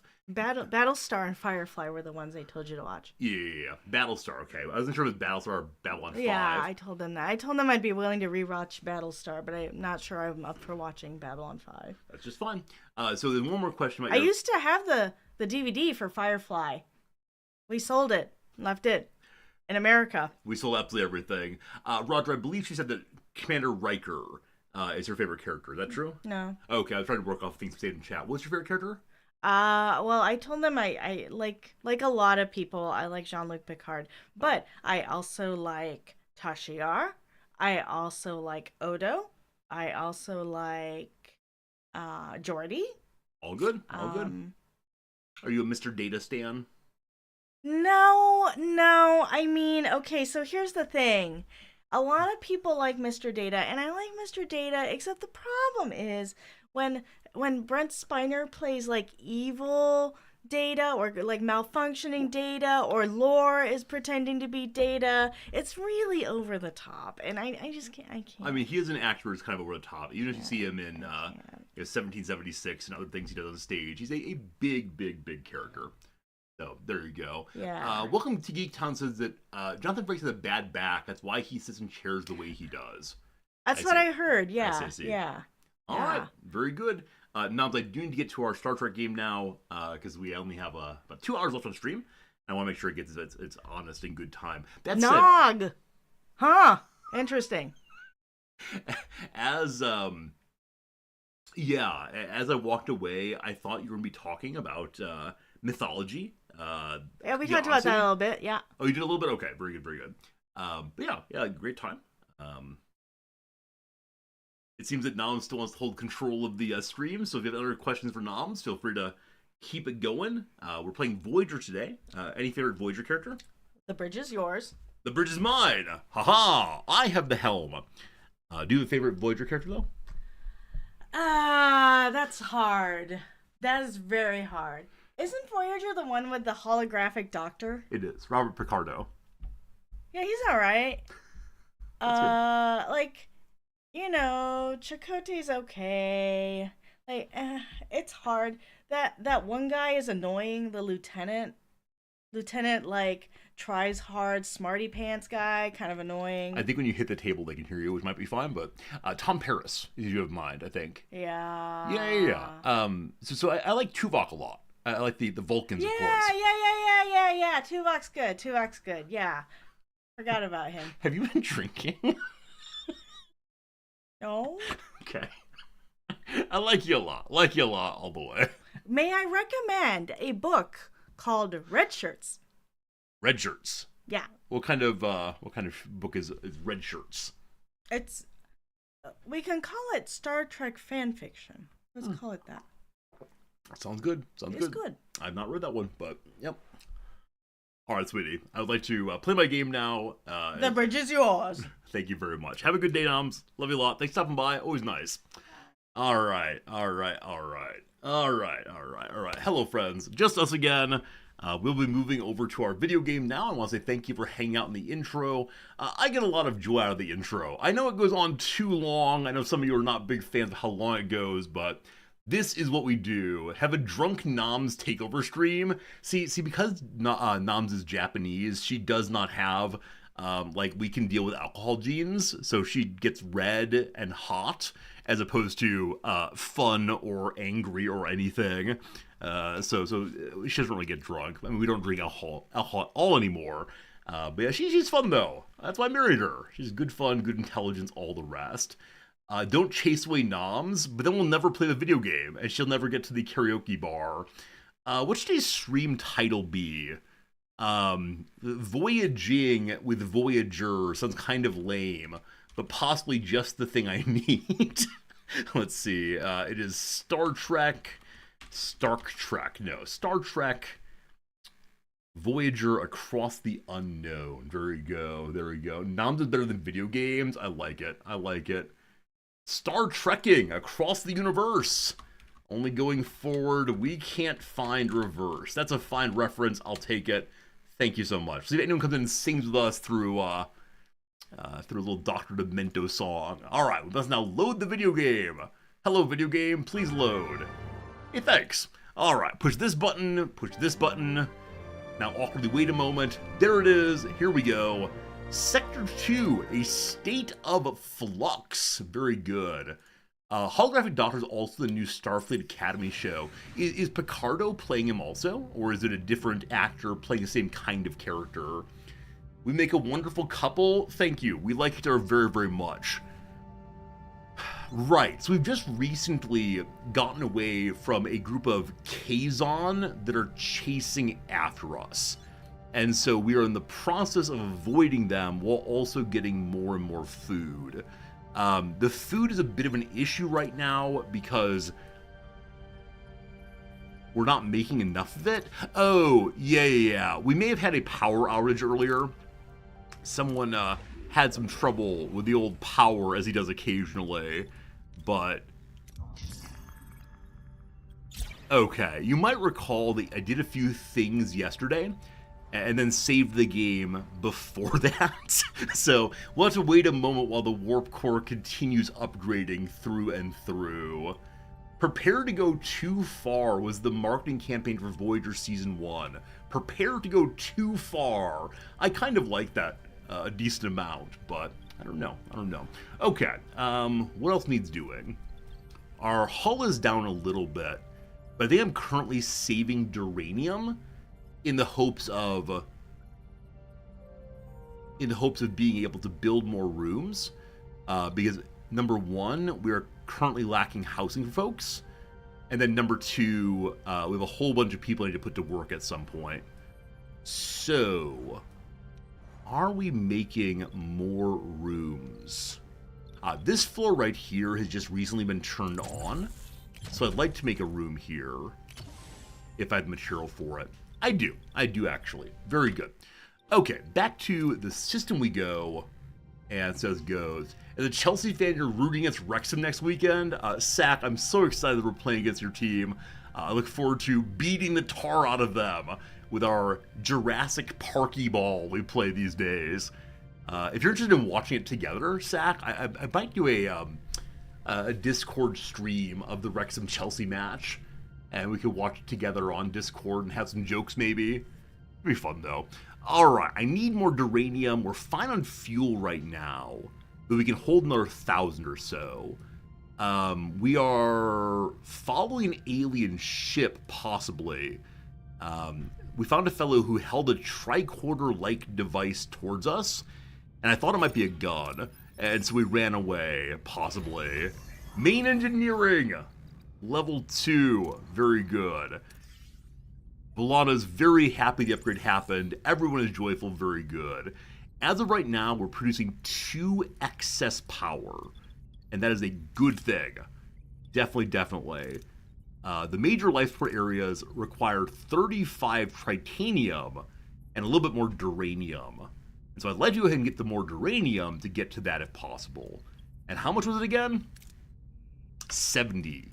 70 for battery. So good, so good. Shen, good seeing you. Hope you're having a good day, my friend. A massive deuterium level here. We can hold quite a bit, so let's go for the middle difficulty one. Or we can go for the shuttle.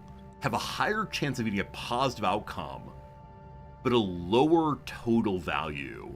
How gambly do I feel like being? I'm being pretty gambly. Okay, only 368. Some people got injured. That's fine. Do I have to dump them into sickbay, or do they go there themselves, possibly? They go there themselves. Fantastic. God.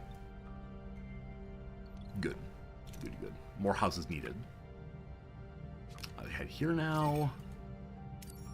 Trying to remember which button it is for scanning versus flying is being a trouble.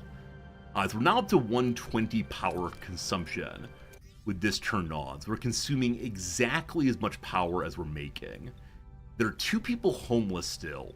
So the question then is, do I want to open this life support channel to get more ruined rooms? Because as we take ruined rooms apart, we do get more duranium back right now.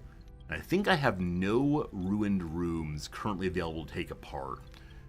So you're going to stay homeless for now, my friend. Enjoy sleeping in the hallways or Jeffrey tubes. I think it might be nice to sleep in the Jeffrey tubes. Like, they have a nice thrumming sound. You can hear the warp engine doing its thing. Not the worst thing. Abandoned ship in space. It has storage compartments. Let's try for it and see if the storage components give us anything else. They do not, unfortunately. Imagining people in Starfleet uniforms sleeping in the halls. People don't sleep in their Starfleet uniforms, do they? Like, are there official Starfleet pajamas? I'm sure we've seen scenes in which people are in their PJs and like wake up suddenly for red alert and so on. What's this? Something's flashing. Nothing new. Cool, thanks. The ship is flashing at me. What do you want, ship? Captain, I've been reviewing the power grid. We're losing too much excess energy from the warp core. That's not true. We're at 120, 120. How dare you? It just dissipates. By building dedicated high-capacity batteries, we could store wasted energy. It's a proactive step, which would create a massive reserve to cover situations where our energy consumption exceeds warp core output. So I'd like to do this, but where am I going to get the duranium to do so? Wait, it's just build a battery compartment. I don't have to unlock this one here that I want to. So, more power, more good. What kind of thing is power? If I were a battery, I'd be right here. Now, unfortunately, what I want to do here is put 2 more bedrooms. But I have such limited space at this point of the game that I kind of have to throw things wherever they'll fit. And wait, nope. Nope. We often saw Troy in her nightgown. Oh, that's right. That's absolutely right. I do recall the silk nighties they wore. All very good. Yeah, we'll throw us here for now to make Balana happy, I suppose. Did I also make a hydroponics bay? Or has that not been researched yet? Wait, am I not researching? There we go. There's room on the mid-right I missed. Okay, 1 second. I don't want that. What I want? Trade offer availability, bigger cargo bays. Jim, what's up? Good seeing you. Bigger workshop. Collect 4 deuterium each cycle as we fly around, but it costs resources we do not have. Crew quarters. So 2nd level requires building space I don't have right now. And this is the big issue currently, is my lack of space. It's fine. I mean, there's a lot of space all around us, just look out the window. But still. Unlocking a tier 2 requires dilithium. And all of our dilithium is currently in the machine. So I guess we'll just go for better workshops. We can make our first photon torpedoes. Cool. So maybe there's availability on the mid-right. So this thing is a, what's it called? They don't use the word elevator. Do they? This is an elevator apparently. So I can't build here. These are ruined rooms I can't build in or take apart until life support's built. That's expensive. Past the wall. Oh! You have functional eyes, my friend. Oh! I want the battery to go here because it's a 3-wide location instead. Ah! Wakari mas. Very good. Very good. Go away. Thank you. Thank you. They call them turbo lifts, right? Turbo lifts. That's great. So we have a little bit more space I missed. Space. The thing that I'm missing. These are the voyages of someone who does not know how to play the video game. We got 25 of the duranium again. Alright. We have tons of deuterium. So we're going to say hello to the storyline mission. Follow the alien ship to the hideout. Captain, we've reached our destination. Orders, says Mr. Kim. Paris snidely says, Captain, the alien ship dropped out of warp and went inside an asteroid. Do we follow? Oh, thank goodness someone in English. Wait, Kai-Fi or Kifi? Are other people streaming this game without English? Possibly. Thinking of the end of the game, do I like it so far? Do I recommend? So I've only played for about 5-10 hours so far. I'm really enjoying myself very much. That said, there is a lot of reading. The storyline is expressed not only through missions, but also through long conversations, kind of like in the actual game, or actual show rather. So yeah, I'm enjoying it a lot. People in chat, what's your sense of this thing? Are you enjoying the game, playing it, watching it otherwise? But yeah, I would definitely recommend it. Alright, should we scan the asteroid? A guaranteed chance of finding out what's inside. Is there some big worm in there? Scan the asteroid, reports Janeway. What are we dealing with? Kim says strange. I can't scan the interior. The surface stratum is a neutronium alloy, not the natural formation. It's like someone built the asteroid. Should we go inside? We must go inside. Take us in. Let's see what they're up to. Mirror. Welcome to another episode, my friends. Voyager plunges into the heart of the asteroid and encounters an unexpected sight. A vast chamber with mirrored walls, creating endless reflections of alien starships, of the alien starship and of Voyager. Lost in a sea of duplicates, the crew must act before they're ambushed. May I yell out, Mr. Worf shields up? I occasionally get confused which bridge I'm on. Hall of Mirrors. Can we identify the real ship? I've actually never been into a fun house. I know the phrase of, fun house of mirrors, where you don't know which is the real path forward and how goofy you look as you, have mirrors that are taller or thinner or otherwise. Never done it, never want to do it, thank you. Paris reports we're still picking up on their ion trail. They could have left a fake one, so we fly straight into a wall. We can use phasers as a searchlight to find the real ship, with a 75% chance of success. We just follow the ion trail. Maybe we're fine. We can let Tom navigate to the mirror hall, or fire torpedoes to break the mirrors. So Phaser Control Room or Tom Paris both have 75. You know what? In Tom Paris we trust. This is your moment to shine, Lieutenant Paris. Get us through these mirrors. My pleasure, Captain. Our Tuesday flight. A success. I'm a little bit annoyed, I guess, that we don't see the roll there. Like, I like that it says success or failure, but it'd be interesting to see, like, during the missions, the slider bouncing back and forth, or, like Baldur's Gate 3, the die bouncing around. Anyway, we rolled the natural 20, and we're through. Did I promise too much? Not a single scratch. Huh. Scanner's picking up 2 weak bioelectric signatures right in front of us. They're powering up their engine, Captain. So we can beam the life forms aboard based on their approximate location. We might grab a squirrel instead, or fire a tractor beam to draw them in. Huh. We know nothing about this ship at all other than it ran from us. Can we pull her on in? Or just grab the people? So we don't know if we can grab the people. Maybe they have a shield up. Maybe they have anti-teleportation devices. Tractor beam, let's go. Activate tractor beam in the general direction of the bioelectric signatures. Failure! With 75% chance, no luck. No luck, Captain. They escaped. Damn it. We'll never know what they're after. Helm, return us to our original course. Mission failed.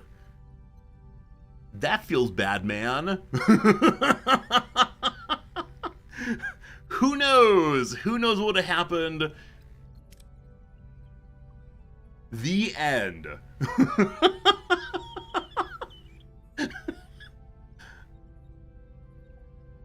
Yeah, I don't know what to say. I'm surprised that we can't track again. Like, we track them from this planet to this planet. Or asteroid, rather. What now? Captain found an abandoned ship adrift. I'm angry, so I'm doing the big risk one. It works out anyway. Phage is a difficult mission, but it said 75% chance. Now, I understand how math works.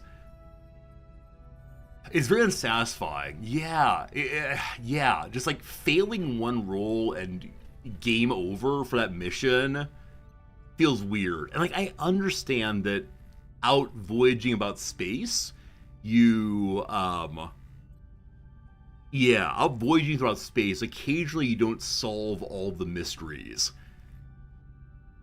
But having it pop up failure, as opposed to, oh, maybe we'll discover the truth again in the future, like that would feel better. Not, you're a big dum-dum, learn to roll better or else. So I need to make more food by collecting, producing, or trading. I have this arrow shuttle. Okay, I have a trade offer. This is my first time seeing it. It may have popped up and I didn't notice. For this, I need more materials I do not have. Is this going to be game over? Okay, let's think. I know that I can produce food with the, what are they called? Horticultural bay. That's not right, but that's fine. Hydroponics. So is this how we're going to get through this thing? By making hydroponics. If I can find it. No, oh, there it is, actually. That takes 50 duranium. Am I have to take things apart to get the duranium I need? But how do I do this? No, I don't want that yet. Battery online. So Blonde Taurus should be very happy indeed. Let me hold off on you for right now. So back into the ship. Balana Big Happy? Oh, I've turned it on for some bat. So battery online. The crew is happy, the fulfilled promise. So you have to be producing 1 excess energy to make it go. It's probably worth building some other room and you producing more power and having some go to the battery instead of just having all of it produced and go right into the battery. Does that make sense? Maybe. So I'm not seeing any other way to get uranium. We can check out the repair station, I guess. Trade offer. Also, research done. All right, trade offer popped up. I missed it before. Is there anything involving gives you free food? Produces free food at all times. Nothing there. Is it a science thing, maybe? Resource analysis sensors. See amount of resources. Hydroponics Bay 2 increases food production. So every tick, we get 1 additional science. So I need 29 ticks, and then we can do that. Between now and then, we had a trade offer. Hello. 500 duranium is... Sorry, 500 deuterium is not what we need. Go away. Okay, I'm seeing this thing. Captain, we've come across a space station that repairs starships. Yeah, really all it does is fill up the hull. Sure, why not? All full, all good. And now... Okay, we can move on. I thought we could only move on when it told us to move on. No, we can move on, thank goodness. I was about to be very confused. Alright, it is time for jumping away. Deuterium is running low. Huh. Maybe when we're jumping from place to place, I should put us on emergency rations? Instead of consuming all of the food by making people happy. It's normal food is consuming the food we have. Right now, emergency rations, everyone's very cranky. We've arrived, we have some power left, fantastic. So what is in this strange place? Some energy we need regardless, we'll grab that. We can scan while we're moving also. Massive deuterium levels in the gas giant here. Send the shuttle. We take care of our people. They only get a little injured by bouncing about. Is our sick bay full? It is not full. We're good. Make with the scanning. Shipwreck has food. We need to find food. And this has people. The inhabitants known as Sicarians are practically rolling out the red carpet, inviting the crew to spend days resting on the world for boosting morale. Alright. There's nothing here unusual except for the people who are visiting or asking to visit for morale. So I need uranium pretty badly. Well, a raider wreck here. An abandoned mining station. Send the torpedoes to get me nice stuff, including dilithium. We get only 1 and more people are injured. the roll's not with us today. Also, 1 dilithium, not super useful. Kazon Raider Wreck has nothing at this time. I'm going to go ahead and grab this. Actually, we're very low on fuel again. So probably have to need to learn about more efficient exploration of sectors. All right. A bunch of duranium. We good. We good. So with the duranium I have, do I turn on a new floor or what? We'll see. Captain, we found wreckage of a small vessel. It's heavily damaged, emitting radiation, and about to explode. We can salvage resources after it explodes. We can send a team to try to stabilize the ship. That's the Star Trek thing to do. Oh no! 3 crew died! Our first time having people die. Well, they gave their life for something important. Keeping the viewers entertained. Alright, I'll go safe this time, send the probes out, and get some fuel. The crew is very happy about the fuel. That undoes that everyone died recently. Okay, need more food. This is food. We'll head that direction after deciding what to build. Lithium's a much needed resource. We only have 1 though. Should not speak ill about the 1. Okay, I want to unlock another floor. Even though I do have open building room, here, unlocking another floor lets me take apart ruined rooms, and that lets me get additional building materials. So that one's way too much. This one, I need 5 more titanium for that one. The little buddies down here, I can do, but they're so inefficient by comparison. Also, what's this purple thing? Bioneural gel pack. Vital resource used for initially repairing life support while upgrading certain rooms. They're produced in the bio laboratory from food and titanium. I kind of want to hold out for 5 more to unlock this one.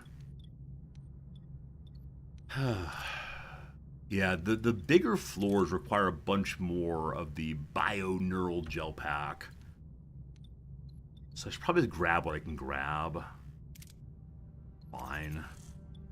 More room, more good. With the 44 duranium, I can build something new. So everyone has a home now because some people died. We should not laugh about this. However, hydroponics bay, I need 6 more duranium. We'll get that fairly soon. You notify it's been 2 years since Shogun debuted on FX. You still haven't gotten a Shogun Total War playthrough. Yeah, the games we play take a very long time to complete, unfortunately.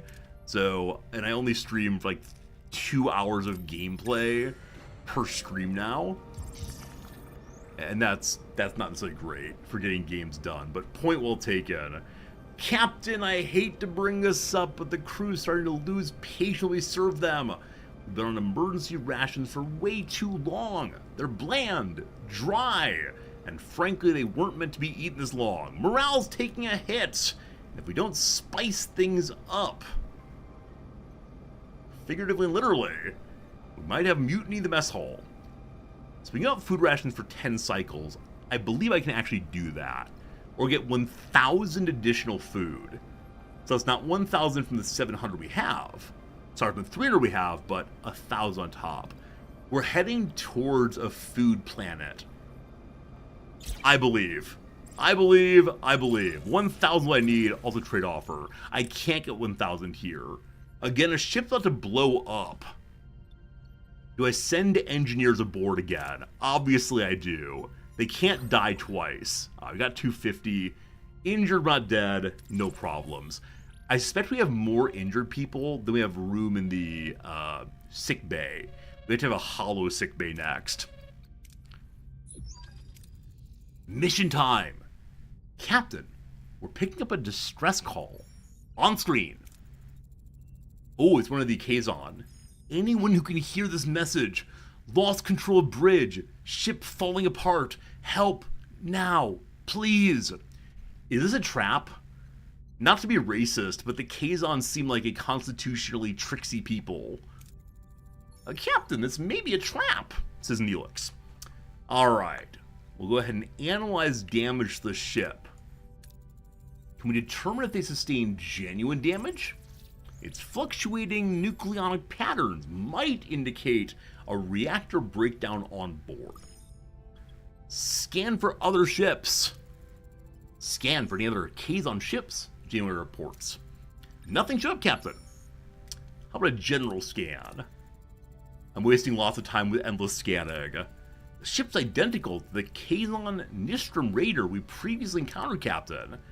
Alright, so I didn't recognize it, but it's the same Kazon on screen as before. People that chased us now need our assistance. Kazon Nistrums are the most violent sects in the entire Kazon collective. Go investigate. So I'm not allowed to say I refuse to help. Go investigate. We'll help, but be cautious. This could be an opportunity to make new friends. Or enemies. Okay, they're up here in the middle. I previously flew right past this wreck and got nothing from it. Now, there's something going on. I told Neelix I get 1,000 food. I can't make a new hydroponics bay. We are currently trying to turn on this floor, 4 more cycles. We could then take apart the ruined rooms and get duranium, which we could then turn into hydroponics. Getting 700 is a rough thing, though. I probably should have not told them how to do that. With 604 food, I can go ahead and turn us back to normal food for a while.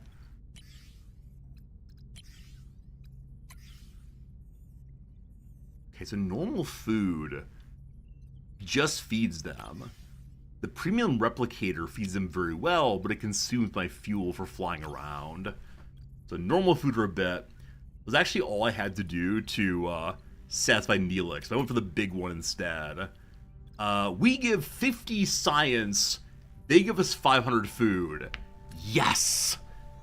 That takes 16 turns. We have 17 to finish it.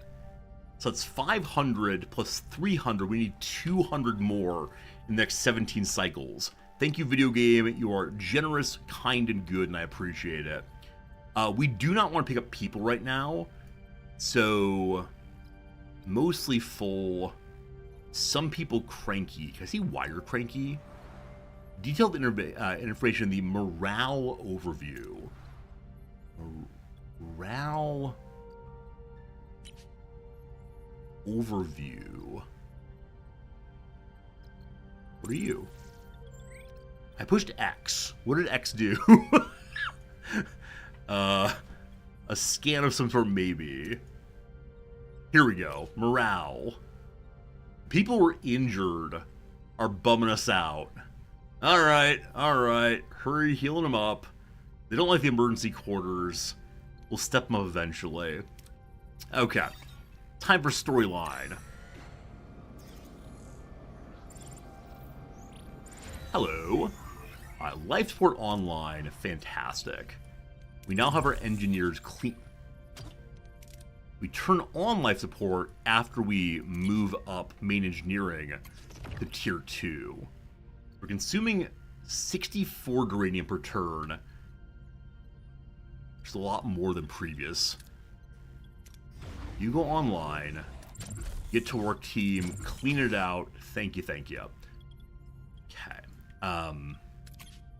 The engineering hero is still only repairing the warp core, which again, I'm guessing is useful when we're at battle, but not otherwise. Once these are taken apart, we'll then have materials for making stuff. Part of me says we should just hold off until we finish our other missions, but I want to be exciting. So to the wreck. We reach our destination. Orders. Send the away team. So we're not just hailing them and scanning at closer distance. We're going right aboard. Alright. So we need a leader, a diplomat, or a doctor. There are no suggested characters. We take whoever we want to. I should probably take a lower level character just to help them move up in the ranks. So, Mr. Kim, you are going as Bill Harry the science guy. And then who will lead this away mission? Mr. Tuvok as always. And then we have a doctor and a diplomat. I guess Kess is going. What a weird group you are. I wish you the best of luck though. Here we go, team. The inside of the Raider shows signs of a massive explosion. No sign of the crew. Orders? Alright. Dr. Kess. Let's scan for life signs. Booter-doot, booter-doot, booter-doot. Due to a little bit tricorder action. Excellent booter-dooting. Scanning reveals a single faint life sign. The team beams the comatose survivor directly to sickbay. The rest of the Kazon crew have been fused with the wreckage. Oof. What happened here? We can scan the ship's atmosphere or examine the one dead Kazon. So next turn we need engineering no matter what. And so I'm going to use Tuvok and Kess together to succeed on this one. Kess becomes more and more tired. The scans reveal residual energy signatures indicative of a catastrophic explosion. The cause remains a mystery, but the evidence points to an internal malfunction. Any suggestions on how to find the origin of the explosion, Captain? Oh, Mr. Kim, you're bad at this game. Well, time for failure. Systems analysis, good sir.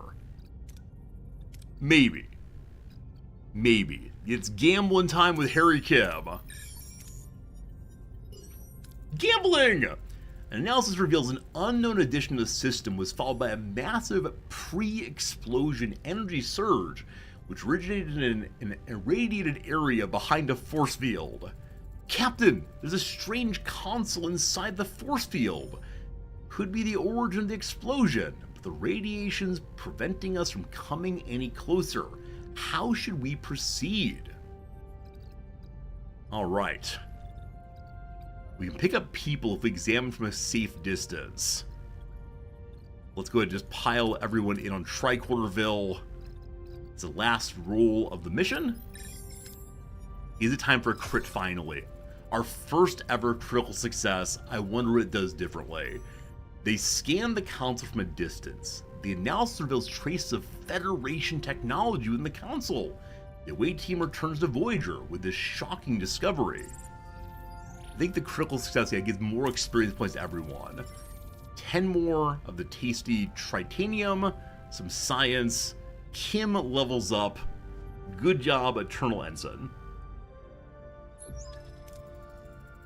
Tuvok reports. It seems the Kazon tried to install Federation technology. We're unsure why. How did they get it? How did they get the technology? Can't we transport it out to examine it? The captain wonders. B'Elanna says not with those levels of nucleonic radiation. We could create a subspace bubble or build an expander. One's quicker and riskier, the other safer but more resource intensive. I don't know what an expander means. What is being expanded, team? Of course I know what a subspace bubble is. Well, safer seems important. We use the expander. We won't risk lives no matter how expensive. One expander, coming right up. How on earth did the Kazon get their hands on Federation technology? Most probable explanation is that someone on our ship gave it to them. Bump, bump, bum. I don't like this. If technology changed hands, maybe it happened on the planet earlier. B'Elanna? Who could have met them while you were on the surface? B'Elanna? Ensign Siska was unaccounted for. You recall that we found her eventually comatose. Trickery. I was picking mushrooms. The Kazon ambushed me. Quite. As just interviewing the Kazon survivor, Captain. Captain, this raises serious security concerns with Maquis personnel in critical areas. B'Elanna says, this is about you being passed over for chief engineer, isn't it, Carrie? Wow, a little bit of tension, very unprofessional. No, Tori, it's about security, says Carrie. Convenient timing, Carrie. Almost like someone wanted to make the Maquis look like perfect scapegoats. Is it Seska? Is it Carrie? Is it Blonde Taurus? Is it Captain Janeway herself? Does she have episode-related amnesia? Enough! We'll determine the truth through proper investigation. A sickbay to Captain Janeway, announces the Doctor. It's the Kazon. His own blood cells are killing him. I need to perform a complete pyrocyte replacement to save him. Requesting authorization. Pyrocyte. Fire cells. The things that make us hot to kill flus and such. Are we equipped with the procedure? I've already run a crew compatibility analysis.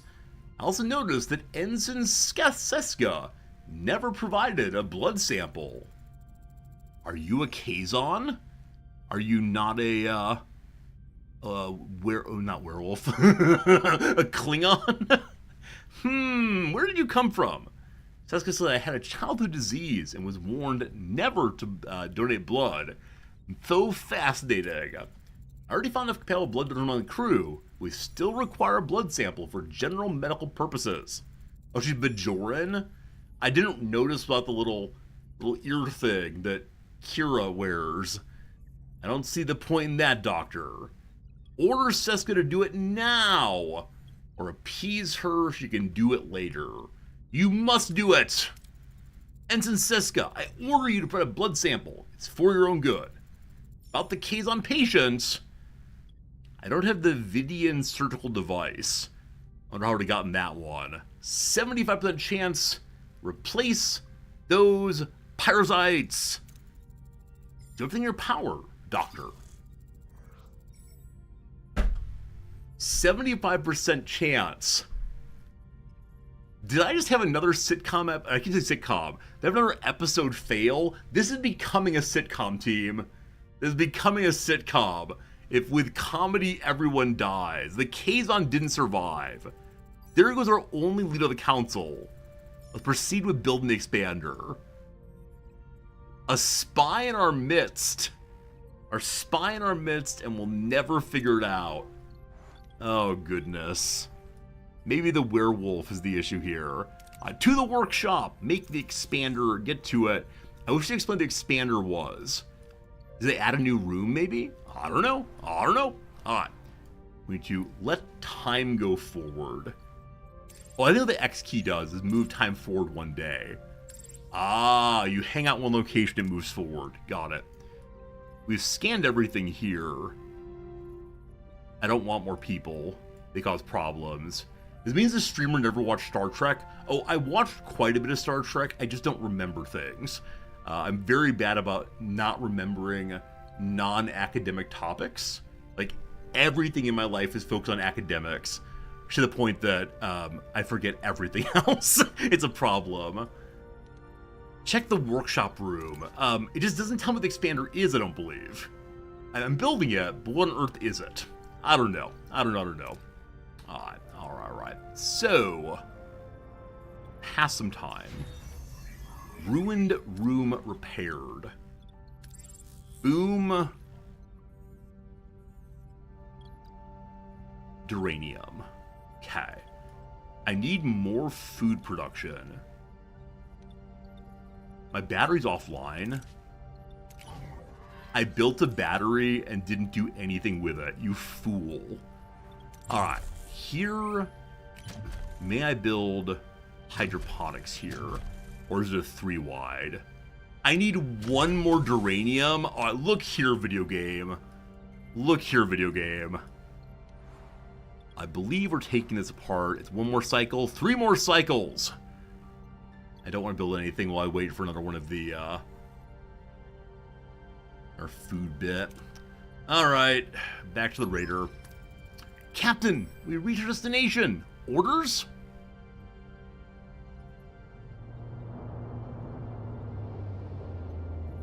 I think I watched Voyager when it was first on television.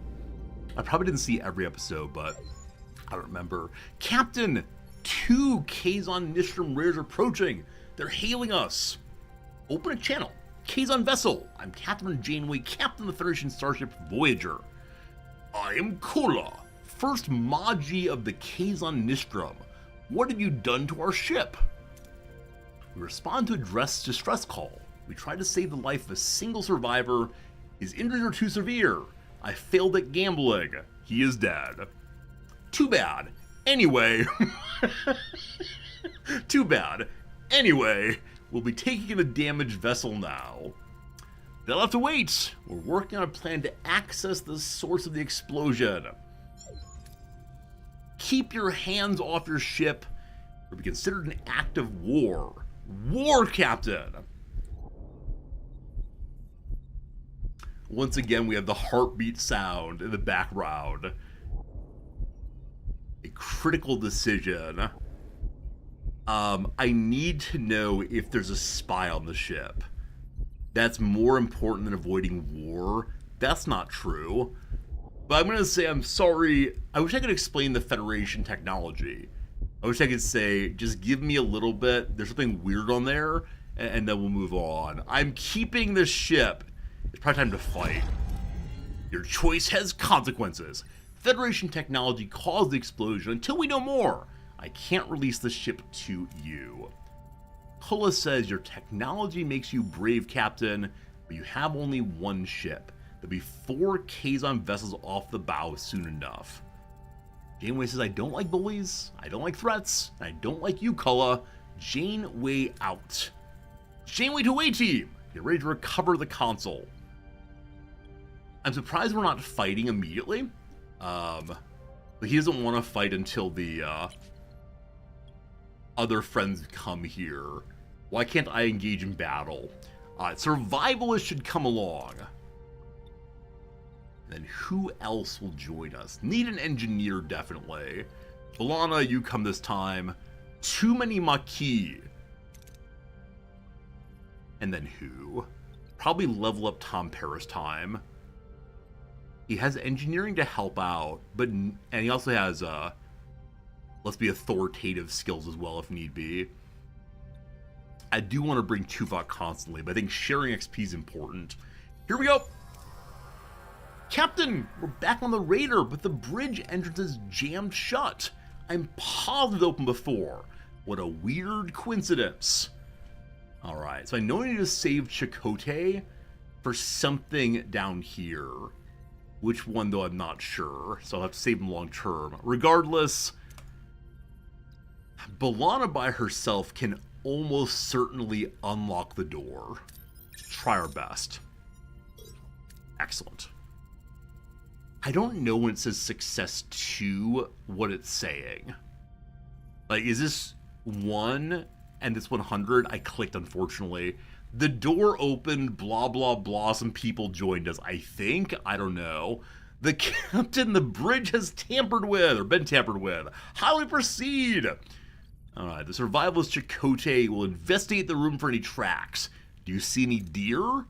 Use the spirit realm.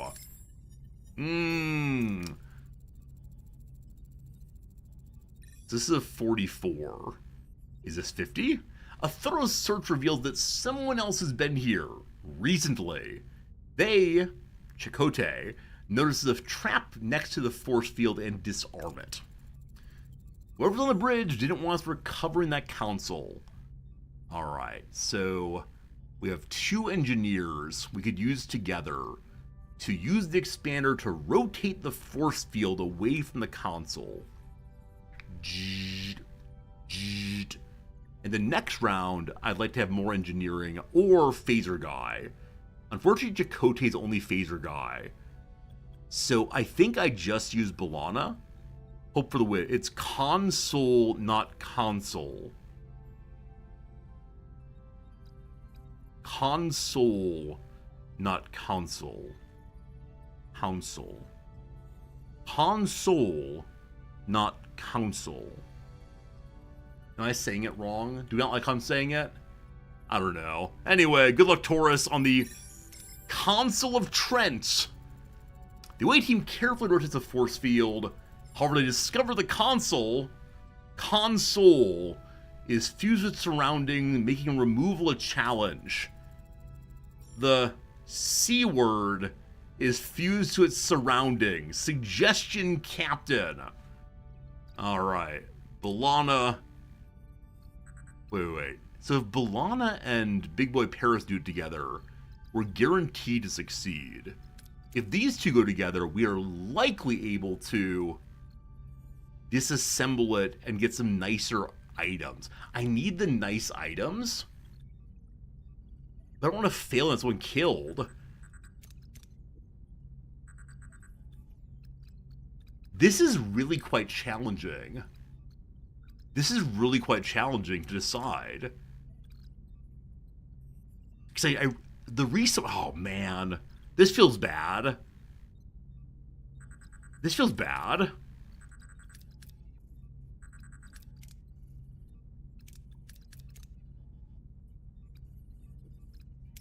This is fine. We're gonna win. Everything's good. Okay. Never doubt it again. With precision tools and steady hands, they successfully detach the from its surroundings. The team returns to Voyager with the machine. Hooray! Lots of stuff. No one got injured. We got some leveling up action. Level 4 Chakotay. Very good. My poor Midwestern accent. I try my best. The NES recovered. It is indeed from Voyager. What? What was it supposed to be? We can analyze it. 6% chance. Please don't blow up. Please don't blow up. Analyze its purpose, what we want to do. B'Elanna says, no chance. Thing was fried the explosion. Once again, we failed. We've not failed every single non-away team role, but a lot of them. Well, no matter what it was supposed to be, we know it was Voyager technology. We have a traitor on board, says Janeway. Tuvok says, time for a big investigation. I should suspend my other duties. Approved, Lieutenant. Lieutenant Nunez, hello, is the acting chief of security. With Tuvok currently unavailable, his duties as chief of security will be temporarily covered by Lieutenant Nunez, a no-nonsense military man. He's always prepared for any contingency and makes sure every security protocol is observed, leaving no room for error. Nunez was part of the original Starfleet crew when Voyager was launched. His presence ensures a seamless transition. Vigilance is non-negotiable, he says. I would like it if I could choose among different characters. Yeah, why this guy among them all? I don't know. Anyway, Tuvok cannot be used. We have new security guy instead, though. Also, so many nice resources for building things. No, it's a 3 wide needed for hydroponics. I have only 2 wide. Golden Sook, thank you for the resub. I'm sorry that things are not popping up today. Here's the 3 wide. We've got double wide. But again, thank you for the generosity and resubbing. Being part of the community feels good, my friends. So we have 9 turns to get the food. We're going to get 600 food in 8 days. Math is hard. I don't think this is going to work out. Neelix is going to be so angry for me. Morale's going to drop to 0. All right. Wait until security investigation's complete. We now wait. I have enough points to research something.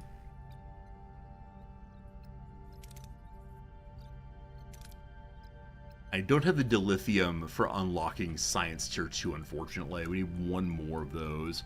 And thank you for all the subscriptions today. It feels really nice to go live and have you all support what I do when I hang out occasionally. Feels good. What would help us? We can actually upgrade Mess Hall. Unlocks food rations. I've already done this. Engineering. Better collectors. I still don't have enough of this rock. Accursed rock! Cheaper shuttles makes no sense. Trade offers stay around longer. Sounds good, sounds good. How do you scan the system? You like hold right click on it. So I can go inside. I guess I can pre-scan. Not just stellar cartography to pre-scan beyond the most general, here's what's in the place. There's a lot going on there. 3 suns and a whole mess of planets. I guess there's no reason to stay in this area. So going to Sikaris lets us get some morale points. Hopefully. The inhabitants of Sicarians roll out the red carpet, inviting the crew to spend a while down here. Accept it. Shore leave. That sure was fun. Okay, so this little indicator is not get people, it's get some happiness instead. During shore leave, the crew discovers the Sicarians possess advanced space-folding technology capable of sending Voyager over halfway to the Alpha Quadrant. This may be their best opportunity to return home. Offer Federation knowledge in return for access to Sicarian technology. Secure it by any necessary means, or locate a Sicarian who will share the technology without official approval. We believe in trading. Hopefully Sicarians do not use our weapons to dominate the galaxy. Okay. The Sicarians value storytelling as a measure of character. In exchange for a copy of all the works in Voyager's library, they agree to trade. Their technology proves barely compatible with Voyager, only offering a slight increase in speed. Boo! Boo, I say! Anyway, not gonna go halfway back, just a little bit ahead. That's alright. Yay morale, lose some science, but we learned that.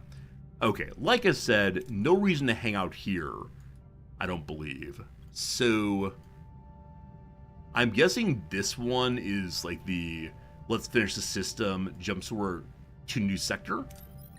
We'll go here instead, though. Wow, what's going on? I have 700 deuterium. I'm sure we'll be fine in jumping to what? Something that is additional deuterium seems really important. There's a wormhole! A wormhole?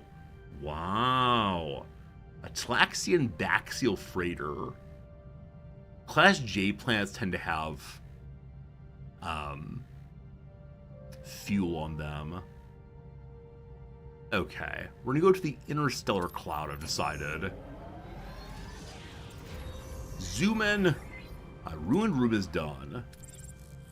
Picked up a little bit more of each material. I now have enough tritanium to do something? What was I supposed to do next, team? Oh, I need to have a physical list of things I'm trying to do.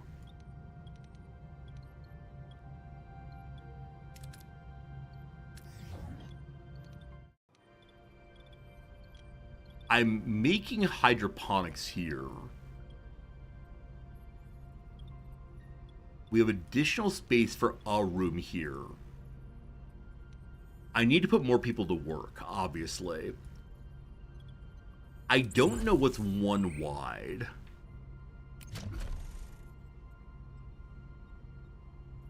Various phaser stuff. May I try to upgrade a room, possibly? So, workshop. I need to have another 7 duranium. Reduces craft time at 25, unlocks photon torpedoes, consumes more energy. Alright, I'm going to save for that because that's a thing to do. May hold it in reserve. Yes, but I think I worry this is a game where one needs to be upgrading as fast as possible, or else you fall behind the curve. Now, is this true? I do not know. Could it be true? It could be true. Okay. We almost have materials to unlock additional floors as well. We can save it for right now, I guess, and see in a bit. Hydroponics bay made. Okay. how often? It's 10 cycles for food, unfortunately. Oh, no! Alright, so we're not going to get any food off of that. A trade is here. Done in 2 days. We can only do one trade at a time. This is more food. I think we're gonna fail, unfortunately. Alright. We got a pop-up. Captain, I've completed my investigation, reports in Mr. Tuvok. Dr. Bridge, I've analyzed Ensign Seska's blood sample. No childhood disease could ever explain her genetic markers. Ensign Seska is a Cardassian, genetically altered to look Bajoran. Deep Space Nine nonsense. This is crazy. Impossible. You want me to believe Seska's a Cardassian agent who infiltrated the Maquis? Chakotay is incredulous. Ensign Seska being a Cardassian agent isn't as far-fetched as you might think. It's a common trick. Use cosmetic alterations for infiltration. Mr. Spock sneaking onto Romulus. It's also a spy under your command. Chakotay says, thanks for bringing it up again. What are your findings? An unauthorized transmission was sent to the Kazon a week ago. It originated in Lieutenant Carey's station. Also, I found an encrypted security code in a requisition file for replicator materials. That code, however, belongs to Ensign Seska. Incompetence or intent. Thank you, Lieutenant. Please summarize the clues. I wasn't paying attention. Before I make up my mind, could you summarize everything we know, Lieutenant? Carey resents Tor's appointment as chief engineer. He may have attempted to frame the Maquis as traitors by providing technology to the Kazon. Yet it was Ensign Seska who was close to the Kazon inside the cave, providing a perfect opportunity for the transfer of materials. Furthermore, Ensign Seska is Cardassian. A Cardassian spy with the Maquis to be exact. While not conclusive, it does not help her credibility. Finally, both the transmission from Carey's station and Seska's security code were easy finds. Was it a clumsy cover-up or a deliberate setup? Ultimately, they both present evidence suggesting culpability. Carey's been angry, and so I don't like him very much. Decide and confront. I know what I need to do. For weeks, traitor's been in our midst, actively conspiring with the Kazon. That ends today. So I honestly don't know, because I don't remember the episode. I've seen a number of people in chat repeatedly saying, we're going to learn the spy's true race. And so I assume it's the case then that Seska is the spy. Am I missing something, team? Like, I don't have conclusive evidence about either of them, unfortunately.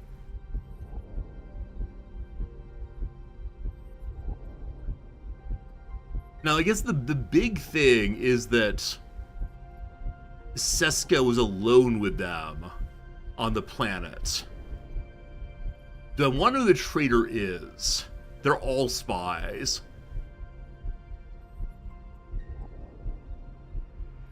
Do I want to know? So, I think it's Carey. I think it's Carey very much. I think Seska is meant to seem like the spy because she's been deceptive about her true race, but spying on the Maquis does not mean she's also trying to harm the traitor. Sorry, not trying to harm the Voyager. She wants to go home also. Friends, I believe it's Carey. Am I right? Tell me what you know. Tell me what you know. I'm blaming Carey regardless. Nope. She is bad.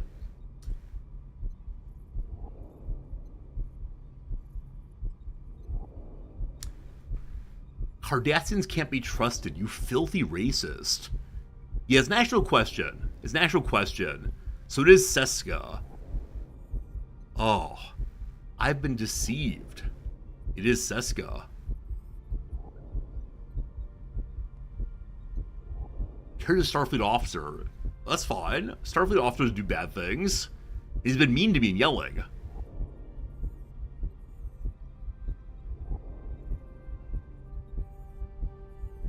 I'm trusting as always, yeah. Farrah wants to see what happens if I go after Carrie. Well, I was bamboozled. So, team, is there like an obvious reason why it's Seska in the game? Like, the evidence as presented did not seem definitive to me in either direction, but did I miss something? Did I miss something possibly? Is it just she's a Cardassian and Cardassians are bad? Because of her in the show, fine. But how did Janeway figure out the show? Was again there something definitive there or no? Like did like they directly see blah blah blah? I had to look at the info from the game. I did? I did? In the show, the medical test is a lie. Okay. You know what? I like that. I like that her not taking the test is a lie. That is true. That is true. I don't know. You're crazy after I choose Carrie. You want the game over? So I was bamboozled successfully because I want to affirm people's chosen identities. That's right. Bunch of racists who do not believe in transracialism. I'm reporting you to the woke police at once.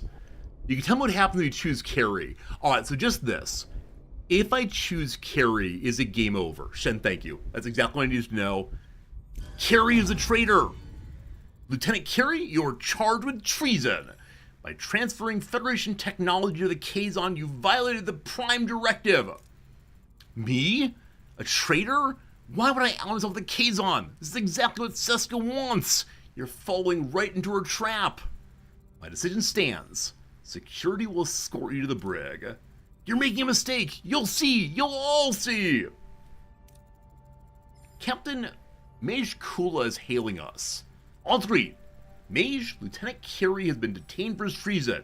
He never should have misled your people. I hope we can put this behind us. Carey? Yes, Carey. Well, Janeway, I've been thinking. We could benefit each other. A food replicator exchange protection. An alliance. An alliance. Decline politely or we won't be blackmailed. He said that 4 ships are coming to get me. I bet that Seska's going to continue working against us for the whole show now. Whole show, the game. Alliance good. Alliance good. In the show, Seska beamed over the ship to destroy evidence and get sick. They set a trap for which he falls for. Okay, so they had more evidence. Now, I did fail some other role. Like, we weren't able to talk to the, yeah. We weren't able to talk to the Kazon who had worked with her. I wonder what we would have learned off of that one. Oh, good call, Geektown. I actually can't say yes here. I was preparing to say yes. I saw the decline politely and assumed the second one was sure, I'm happy to help. No, we're good, thanks. An alliance would be pretty cool, though. As strange as you can't say, I'd love to have an alliance. Please don't kill me. I'm sorry, we cannot share technology. However, foolish woman! You underestimate the Kazon Nistrim! Captain, alliance? You dum-dum. Seska, so I hate Seska now because she tricked me. Alliances are crucial out here. We can't afford to make enemies.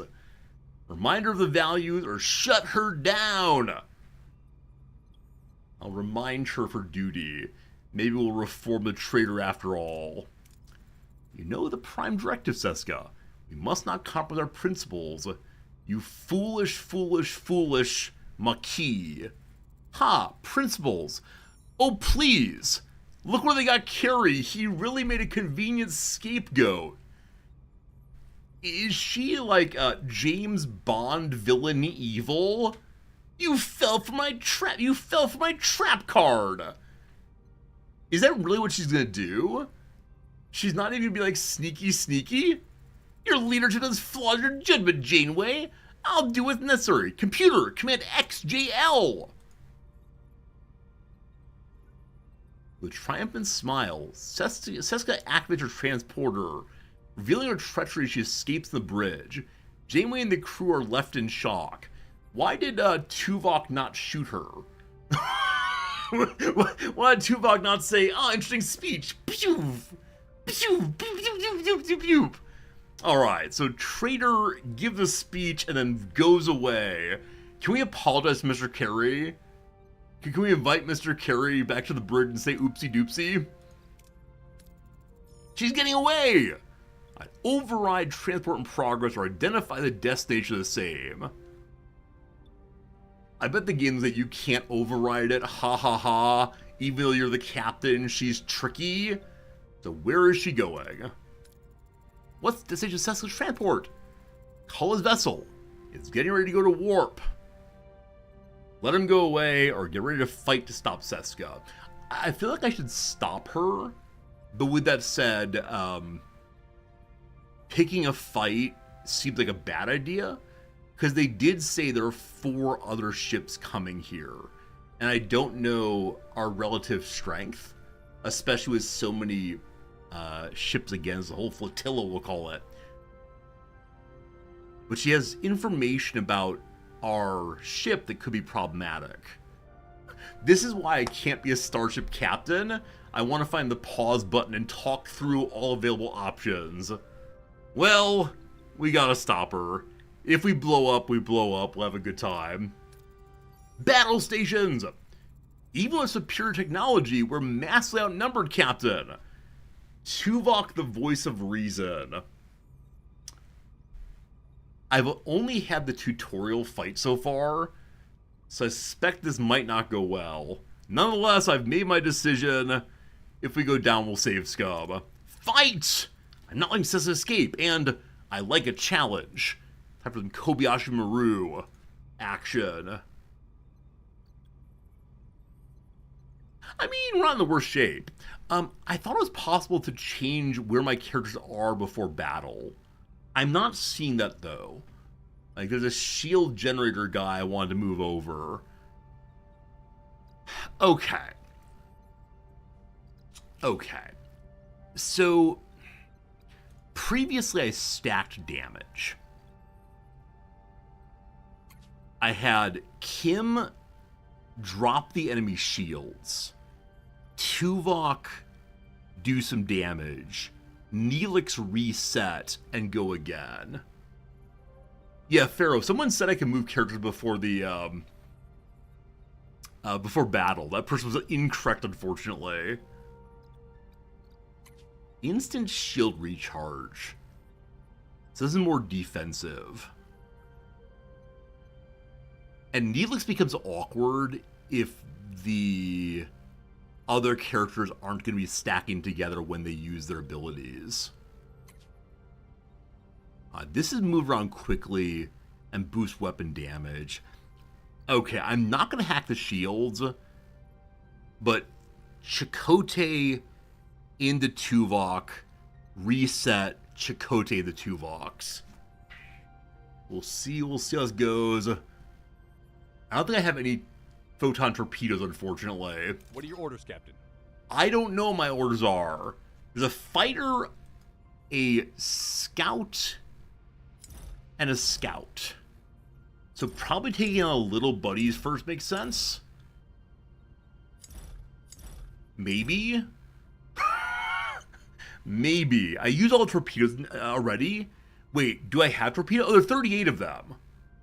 I just haven't used them. I thought I just didn't have any of them. I have 38, I've just never used any. We're fine. Go for the big one first, you think so? Maybe. Maybe. Maybe. Gotta use torpedoes. I think torpedoes are when shields go down. Is that correct? Let's find out. Orders! What's this? Initiate repairs. Oh, that could be good. Take down their shields first. We're coming about. Are shields online? I think they are over here. Very confusing. Alright, so Tuvok is still out of range. Their shields aren't up. Torpedo away! That's not it. Cap locks. Number 2. Number 1. Damage, damage, damage. Reset. Destroyed, Captain. Shield destroyed. Wait, okay, shields are down. But how do I send out a torpedo? I'm pushing cap locks. Oh, this is shift. There we go. I found the shift key. Shields destroyed, Captain. Shields down. Torpedo away. We're out of range now on the fighter. So I could have Tuvok chase, or I can shift to a new target. Now, I can't have the fighter get away. Because if it does, I'm guessing we lose Seska. Huh. As far as orders go, there's not any kind of, like, hurry up and get over it, I don't think. It's instead, I don't know exactly what. I guess destroy engines would be good. That one's destroyed now. Alright, so the fighter went down thanks to our superior reset. Tuvok again. Good. Surrendered, excellent. Do we trust our surrenders? I don't know. Hello, little buddy. Basic shooting back and forth.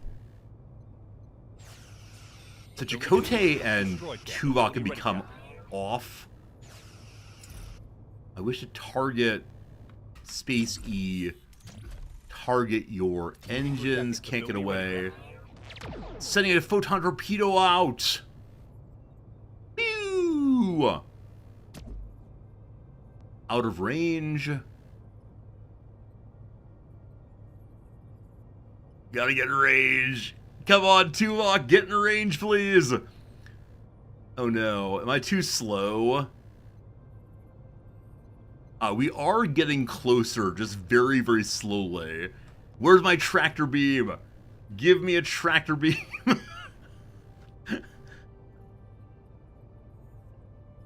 Alright. I can repair the engines. Or are they a little bit wounded? So are we going more slowly because they're a little more wounded? I guess we need to try for that. So repair engine. Hey, we speed up. I didn't realize that. Okay.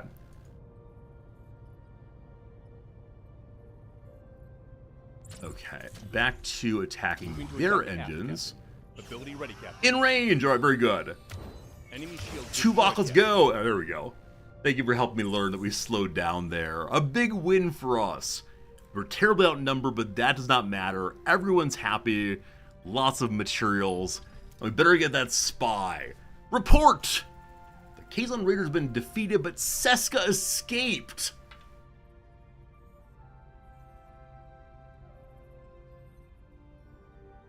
What? The entire fight was to stop Seska. Did I do it wrong? Should I have targeted a different ship? It's probable Seska and Culloh will seek vengeance. I recommend we prepare ourselves. What? We've got their number, Lieutenant. We're ready. But first I have to go remedy something. Oh, it's time for an apology. Lieutenant Curie, I owe you an apology. I was wrong. I was missiled. An apology? You accused me of treason. I tried to warn you about Seska and you threw me in the brig. I'm done with Voyager. I'll find my own way out of this goddamn quadrant. Seska caused to lose a Curie. That's fine. That's fine. We didn't need him anyway. We made a grave mistake in accusing Curie. It'll take time for the crew to get over it. That's a burden I'll have to carry. I apologized. It seems they railroaded the main plot of Voyager. Yeah, Geektown. It seems like even if you make decisions and do things well and make choices the show didn't make, it forces you back onto the main story. Alright. State of Flux has been completed. Congratulations, you completed the main mission, State of Flux. You can move on or explore some more. I'm going to explore some more because there are other special treats I want to get. I broke the promise to get more food. We were very, very, very close. Scans discovered a wormhole, but subspace disturbances indicates collapsing rapidly. Captain, what do we do now? We don't have much time to investigate. Are we going through it? Investigate immediately. We won't let the opportunity pass by. Helm! Set course for the wormhole! Okay, I have 30 turns to check that out. Hey, Geektown will see you again soon. Thanks for hanging out. So scanning does not take any time. What's this? 2 Tlaxian ships are in a standoff over salvage from derelict vessel. One wants to use it to aid refugees, the other to sell it to fund the colony. They'll offer us a share if we help them. I wonder if this wormhole will crush us, or if we'll instead be able to jump closer to home. Or maybe find some strange space being in there. Okay. Whole bunch of stuff to get. Because we're already here, we'll grab this. To go to the wormhole is 9 cycles. But to leave here by 21. Sensors detect unusual activity at high-pressure nebula. Omicron's particles scatter freely, with larger clusters sealed behind stable energy barriers. It's a chance, but risky. We can force the pockets open with our phasers. Set phasers to collection mode. Ooh, that was close!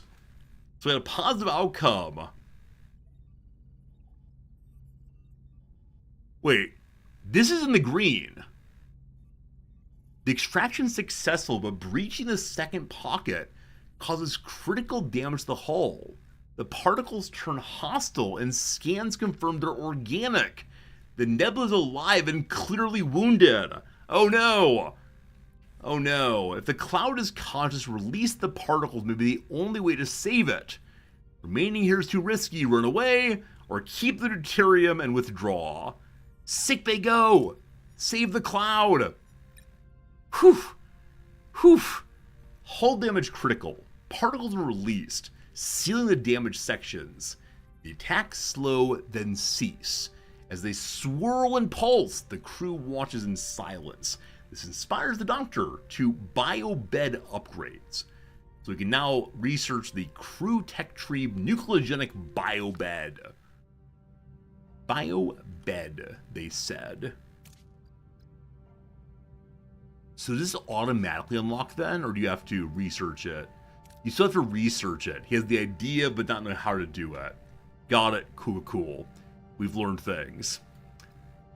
I have 73 of each of the main resources. I should do something with them.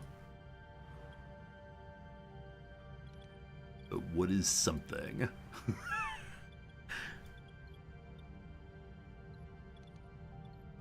I have all these tiny individual spaces around I do something with. Do I move to a higher quality of crew quarter? I can't do that yet. We have to research this. Lots to research. Can I work on unlocking the holodeck? Not meaningfully. So more hydroponics would be good. What upgrades are available right now? Batteries are full. Good to have. Good to have. Huh. Just save resources. So the problem with saving resources is I have a cap on how much I can carry. 100. So if I'm in the system and want to pick these up, it'll probably limit me on it like wastes the resources. So I'm struggling with that right now. Is build more cargo bays. That's not a bad idea. That's not a bad idea to hold more stuff. Hopefully they're too wide. Let's say not overly wide, but 2 tiles wide if possible. I think cargo bays always feel like a bit of a waste to me, but they are 3 wide indeed. Oh, 3 wide. Why are you this way? Why are you this way 3 wide? Okay. I could move the battery over to here instead. Wait. We open this area. Haha! New space. So confusing. So confusing. All very good. So... Cargo bay. Good. Yes. Open space. Hydroponics. Good.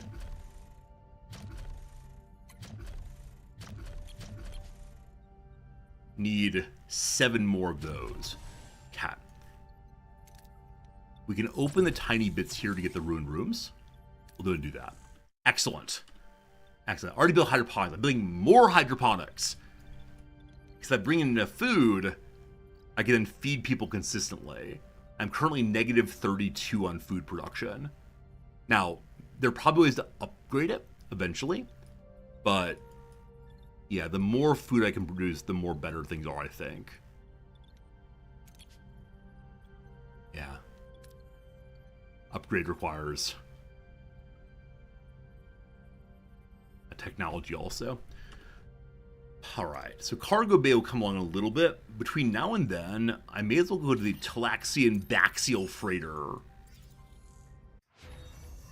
Negotiation tactics, awesome. So our trades stay along now longer. We could unlock an upper deck. Could we have? I must have missed that. I never know how much things cost. I feel like I need to like have a sheet of paper to write down goals and what's available moment to moment. So treatment is faster at the sick bay. Modified trajectory matrix increases impulse engine flight speed. That sounds great. We need to have 2 more engineering points. Each tick is 1. Out of food! Back to emergency rations. We'll give them more better rations. Actually, our morale's quite high right now. So emergency is fine for the moment. Or I burn quite a bit more. We'll go ahead and do the emergency food right now. That's what I want to produce more, is to be able to feed people at least the consistent morale one for a while. We could just grab more deuterium on the way, but there's none there. Cargo bay online. Okay, great. Good. Hello, cargo bay. Now, I can't afford to build much anything else until we grab these. Also, someday I hope I have a blueprint for my workshop. As right now, it kind of just sits here, unfortunately.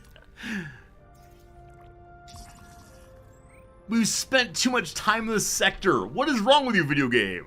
Captain, I'm detecting a growing sense of restlessness among the crew. Desire to move forward, to cut more light years off the journey is beginning to affect their focus. It's not yet a problem, but to avoid a significant morale issue, we should schedule a departure sooner rather than later. I appreciate it. However, I am the captain here. Better life support online. Let's get opening these. This is outrageous. These people. I'll accuse them all of being traitors, obviously. We're searching through the refield.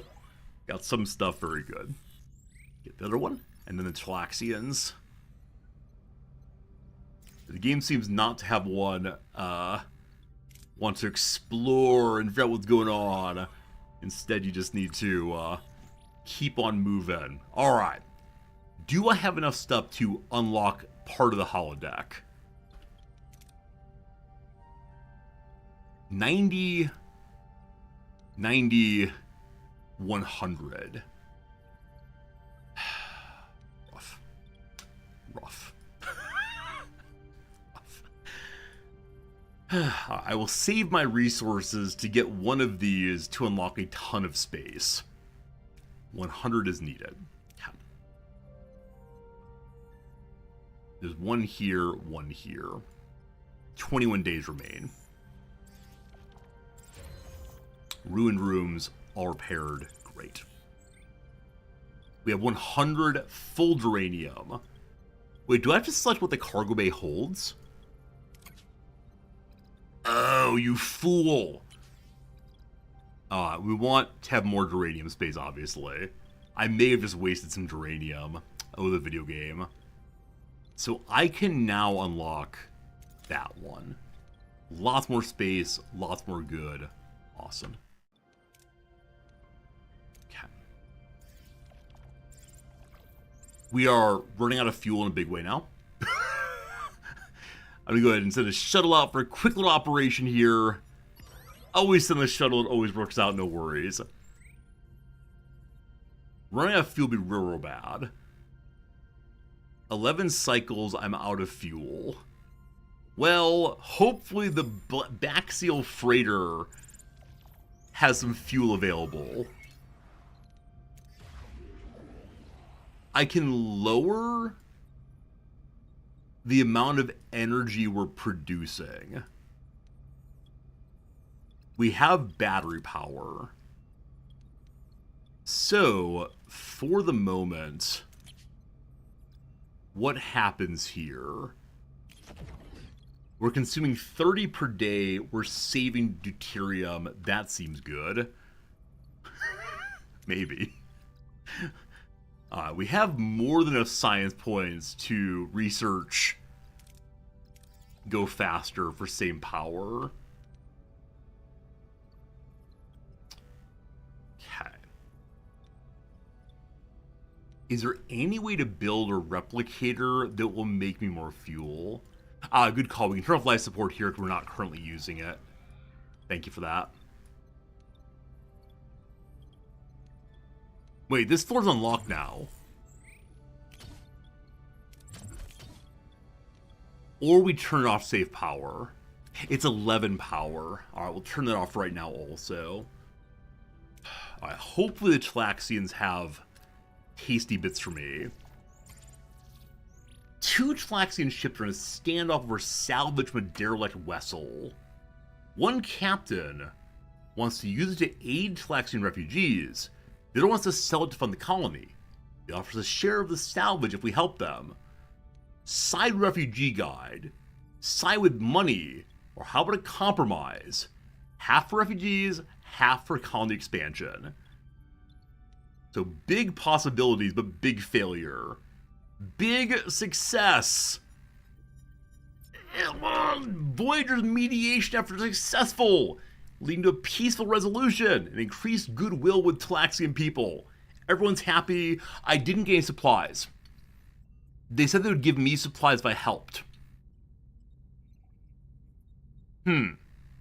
Well, there's a room that makes fuel, the waste reclamator probably.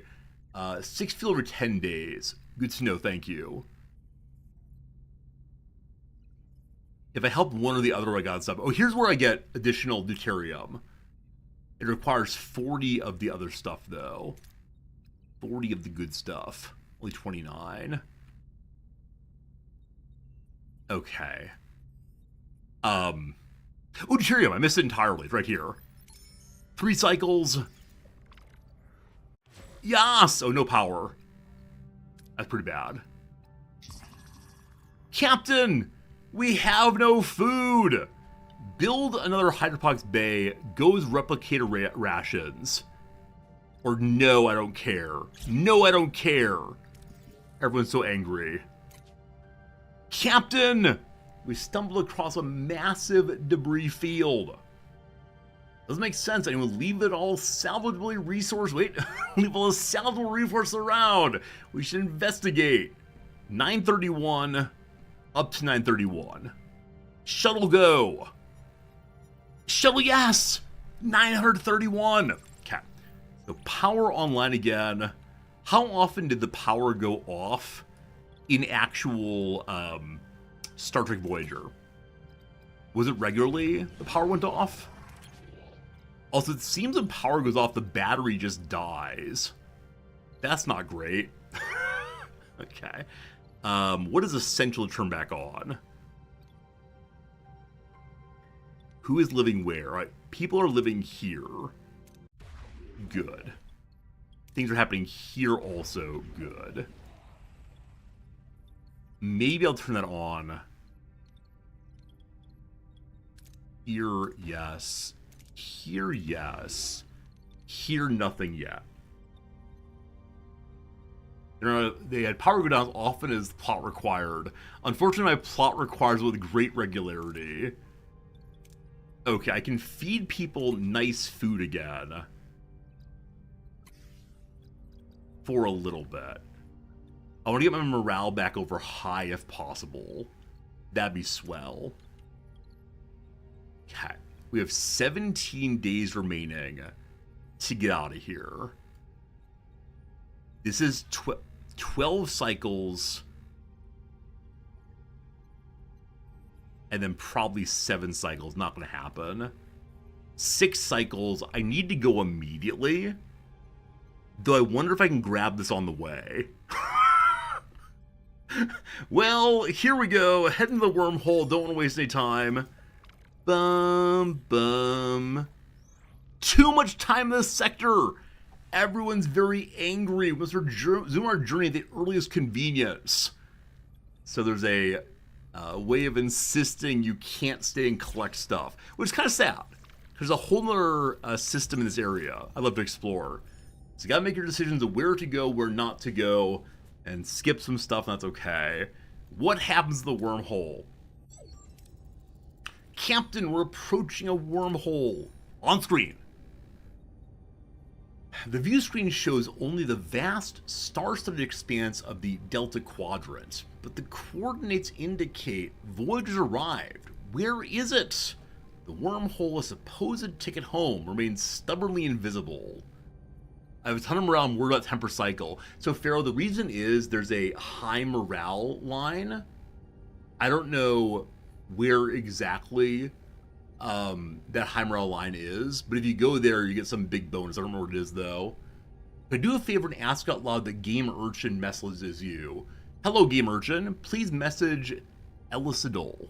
Elicidol calling for Game Urchin, if you please. All right. We are confused. Are we in visual range? Affirmative, Captain. Must be the smallest wormhole on record. Magnify. Even magnified, the wormhole remains a frustratingly small blip on the screen. Disbelief and a flicker of despair across the bridge's crew's faces. Is this the only hope of returning home? Well, pass up the Ozempic. We all gotta get real tiny real quick. It's small. The aperture is about 30 centimeters in diameter, but is large enough for a message. It could carry a data transmission to Federation space in minutes. Janeway says we still have to find out if it goes anywhere near to the Alpha Quadrant. Tuvok has sent a probe on through. A modified probe would have greater chance of success, would require time and resources. Alright, do I go ahead and accept a further morale penalty to figure out what's going on? I'm going to go for the higher chance of success. Everyone's been happy with me. We're wasting important materials. But I don't want to fail in our story check-in. We have 25 cycles to make this thing. Let's go in. Let's bounce around some, pick stuff up. My hull's in a bad way. We're hunting beasts on a glacial hunting ground. 4 crew injured, but we got some food anyway. Next up, Baxial Freighter. Deuterium is running low! Captain, there are major problems engineering! The ship won't last long on a refuel. We don't locate a new supplies soon, etc. Alright, working on it, working on it. Mr. Neelix. Normal food rations. We have some food. We have enough for 32, quite a few days. That holds morale steady, that's fine. Yeah, there's a high morale indicator. How do I bring up this page? Here we go. So at high morale, one gets bonus hero attributes, things upgrade build faster, also combat you're better off. So I want to stay at high morale if possible, but... Okay. I'm producing enough power that I can turn that on rather, and get these people back to work. If they please. Okay. We need deuterium now. So while the probe is being built, we're going to head up this way. Modified director matrix. We move slightly faster now than we did before. We're probably too low on science points to do anything much right now. Yep, I need 70 or so for it. The biobed is probably our next one. We need 11 points for biobedding. Ruin rooms destroyed. Very good, very good. We have to go back to the wormhole also now. Okay. So we have a bunch of space. We've opened up one portion of the holodeck. There's one more to do, and then we can potentially use that. So I'll continue to remove the ruin rooms. And at some point we'll want to build something. What that something is, I do not know. Maybe just more batteries? Be able to run off of batteries for years and years? Perhaps. Yeah, the holodeck probably gets some silly storylines, I'm guessing. Deuterium depleted on the day we arrive. On this, the day of my daughter's wedding. So I've been going for the hardest one every time in order for me to get the biggest outcomes. Gambling is working today, thank goodness. The crew is so happy. So why do we go into gray mode when we still have battery power left? Shouldn't everyone be cool with our battery power? Anyway, this time nothing actually turned off. Back to the engine again. Where's my engine? Where are you, buddy? There you are. Okay. Back to tier 2. Decent. Very good. Alright, we have a bunch of people who still need jobs. I honestly don't know what jobs are good for people. Let me look through and see what I can actually make. Or is it better for me to learn how to upgrade things instead? I feel like I'm dumbly staring right now. The mess hall does not have an upgrade. And emergency quarters do have upgrades. They can hold more people, consume more food. We need technology for that. Shield generator, we don't have the technology yet. Okay. Well, I think people don't have jobs. I have 31 of 94 people idling. There's 31 people just hanging out and not doing much. Now, I'm not sure if they care about that, but it feels like I'm running a somewhat inefficient ship in that way. I don't know. Maybe more shields, maybe more phasers would be good. I have no idea. Oh, we turn them back on if we want to, but I think this floor is currently full of air. Okay, so more science. So research always feels very good. More food, we continue catching up to our needs. That could be a good thing also. Technology, I just did that one. And crew, another sick bay. Can't make the holodeck yet. Do that.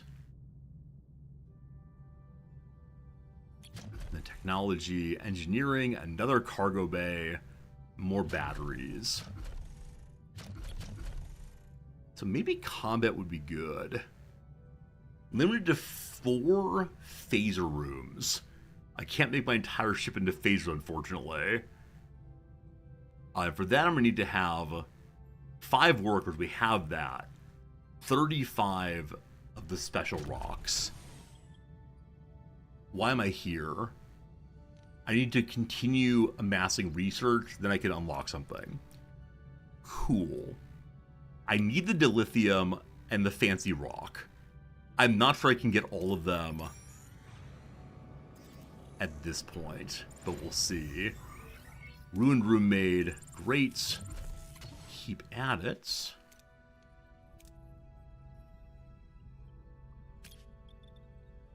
Alright, safe collection of the Tyrium. Fly straight through or send the shuttle! How long until the shuttle explodes? One of these days we're gonna roll a natural 1. And then things get real bad. Okay, our room repaired. Good. Last room for now to disassemble. Here we find some food. Long-range scan showed an M-class planet with an oxygen-rich atmosphere and vibrant wildlife. Why don't we just live there? That'd be cool. Wait, crossbreed the plants in hydroponically with local flora. Most food. Works out. Full storage, we have all the food, and we got science points also. We have 16 turns to get back here. It takes 7 cycles. 8 cycles. 8 plus 7 is 15.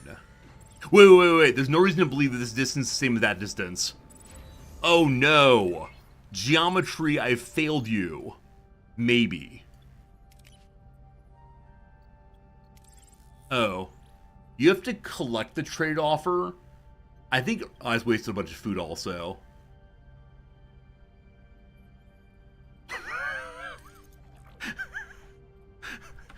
Oh boy. Alright, first playthrough, we're having a good time. We're not trying to win or anything else. We're just enjoying ourselves as we push the buttons. That's good. That's good. It's fine. A small little oopsie doopsie, it's all good then, don't you worry. Okay. I want more hydroponics. I want a phaser room. All seems good. What shall you be? More food, more food.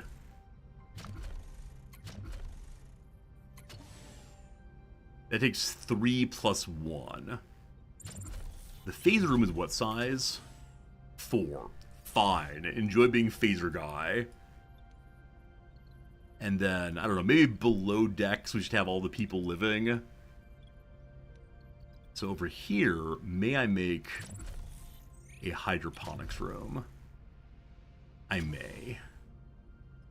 I don't want to count this out, so I'm just going to throw 3 in the corner here for right now. Awesome. Class G planet. All I can do is go mining. Dig it up, team. Whew! Feeling a failure very close there.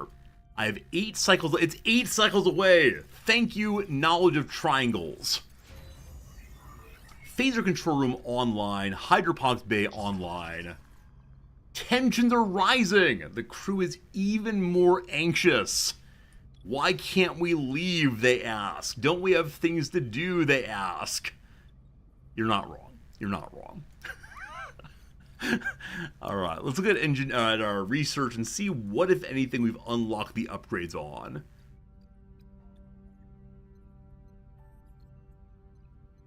Genuinely nothing. Workshop we've already upgraded, I believe. It's only useful if we know how to make things, and we don't know how to make things. Cargo bay, we need 70. Sure. Hopefully eventually the workshop can do something. It's a very strange room having it, and it just sits there quietly. Oh no, we haven't upgraded it, because it's able to make photon torpedoes. That would do it. We arrive!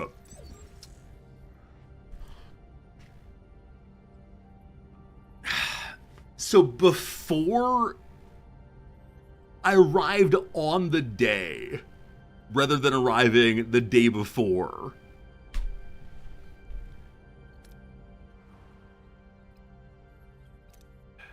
Alright.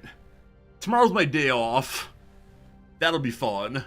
Friends, thank you for hanging out. I hope you enjoyed yourself. Tomorrow, day off. Monday, I'm not sure. Probably more Voyager, probably continue to fail our way through the playthrough. Everyone's very unhappy with me. So there's a whole nother system here we didn't explore yet.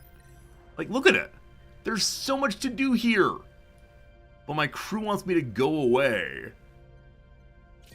We have to upgrade stellar cartography so I can see what's happening here and make better decisions. It's a green planet. Maybe it's Ireland. We'll see. Goodbye, friends. Thank you much. See you in a couple days. Bye-bye.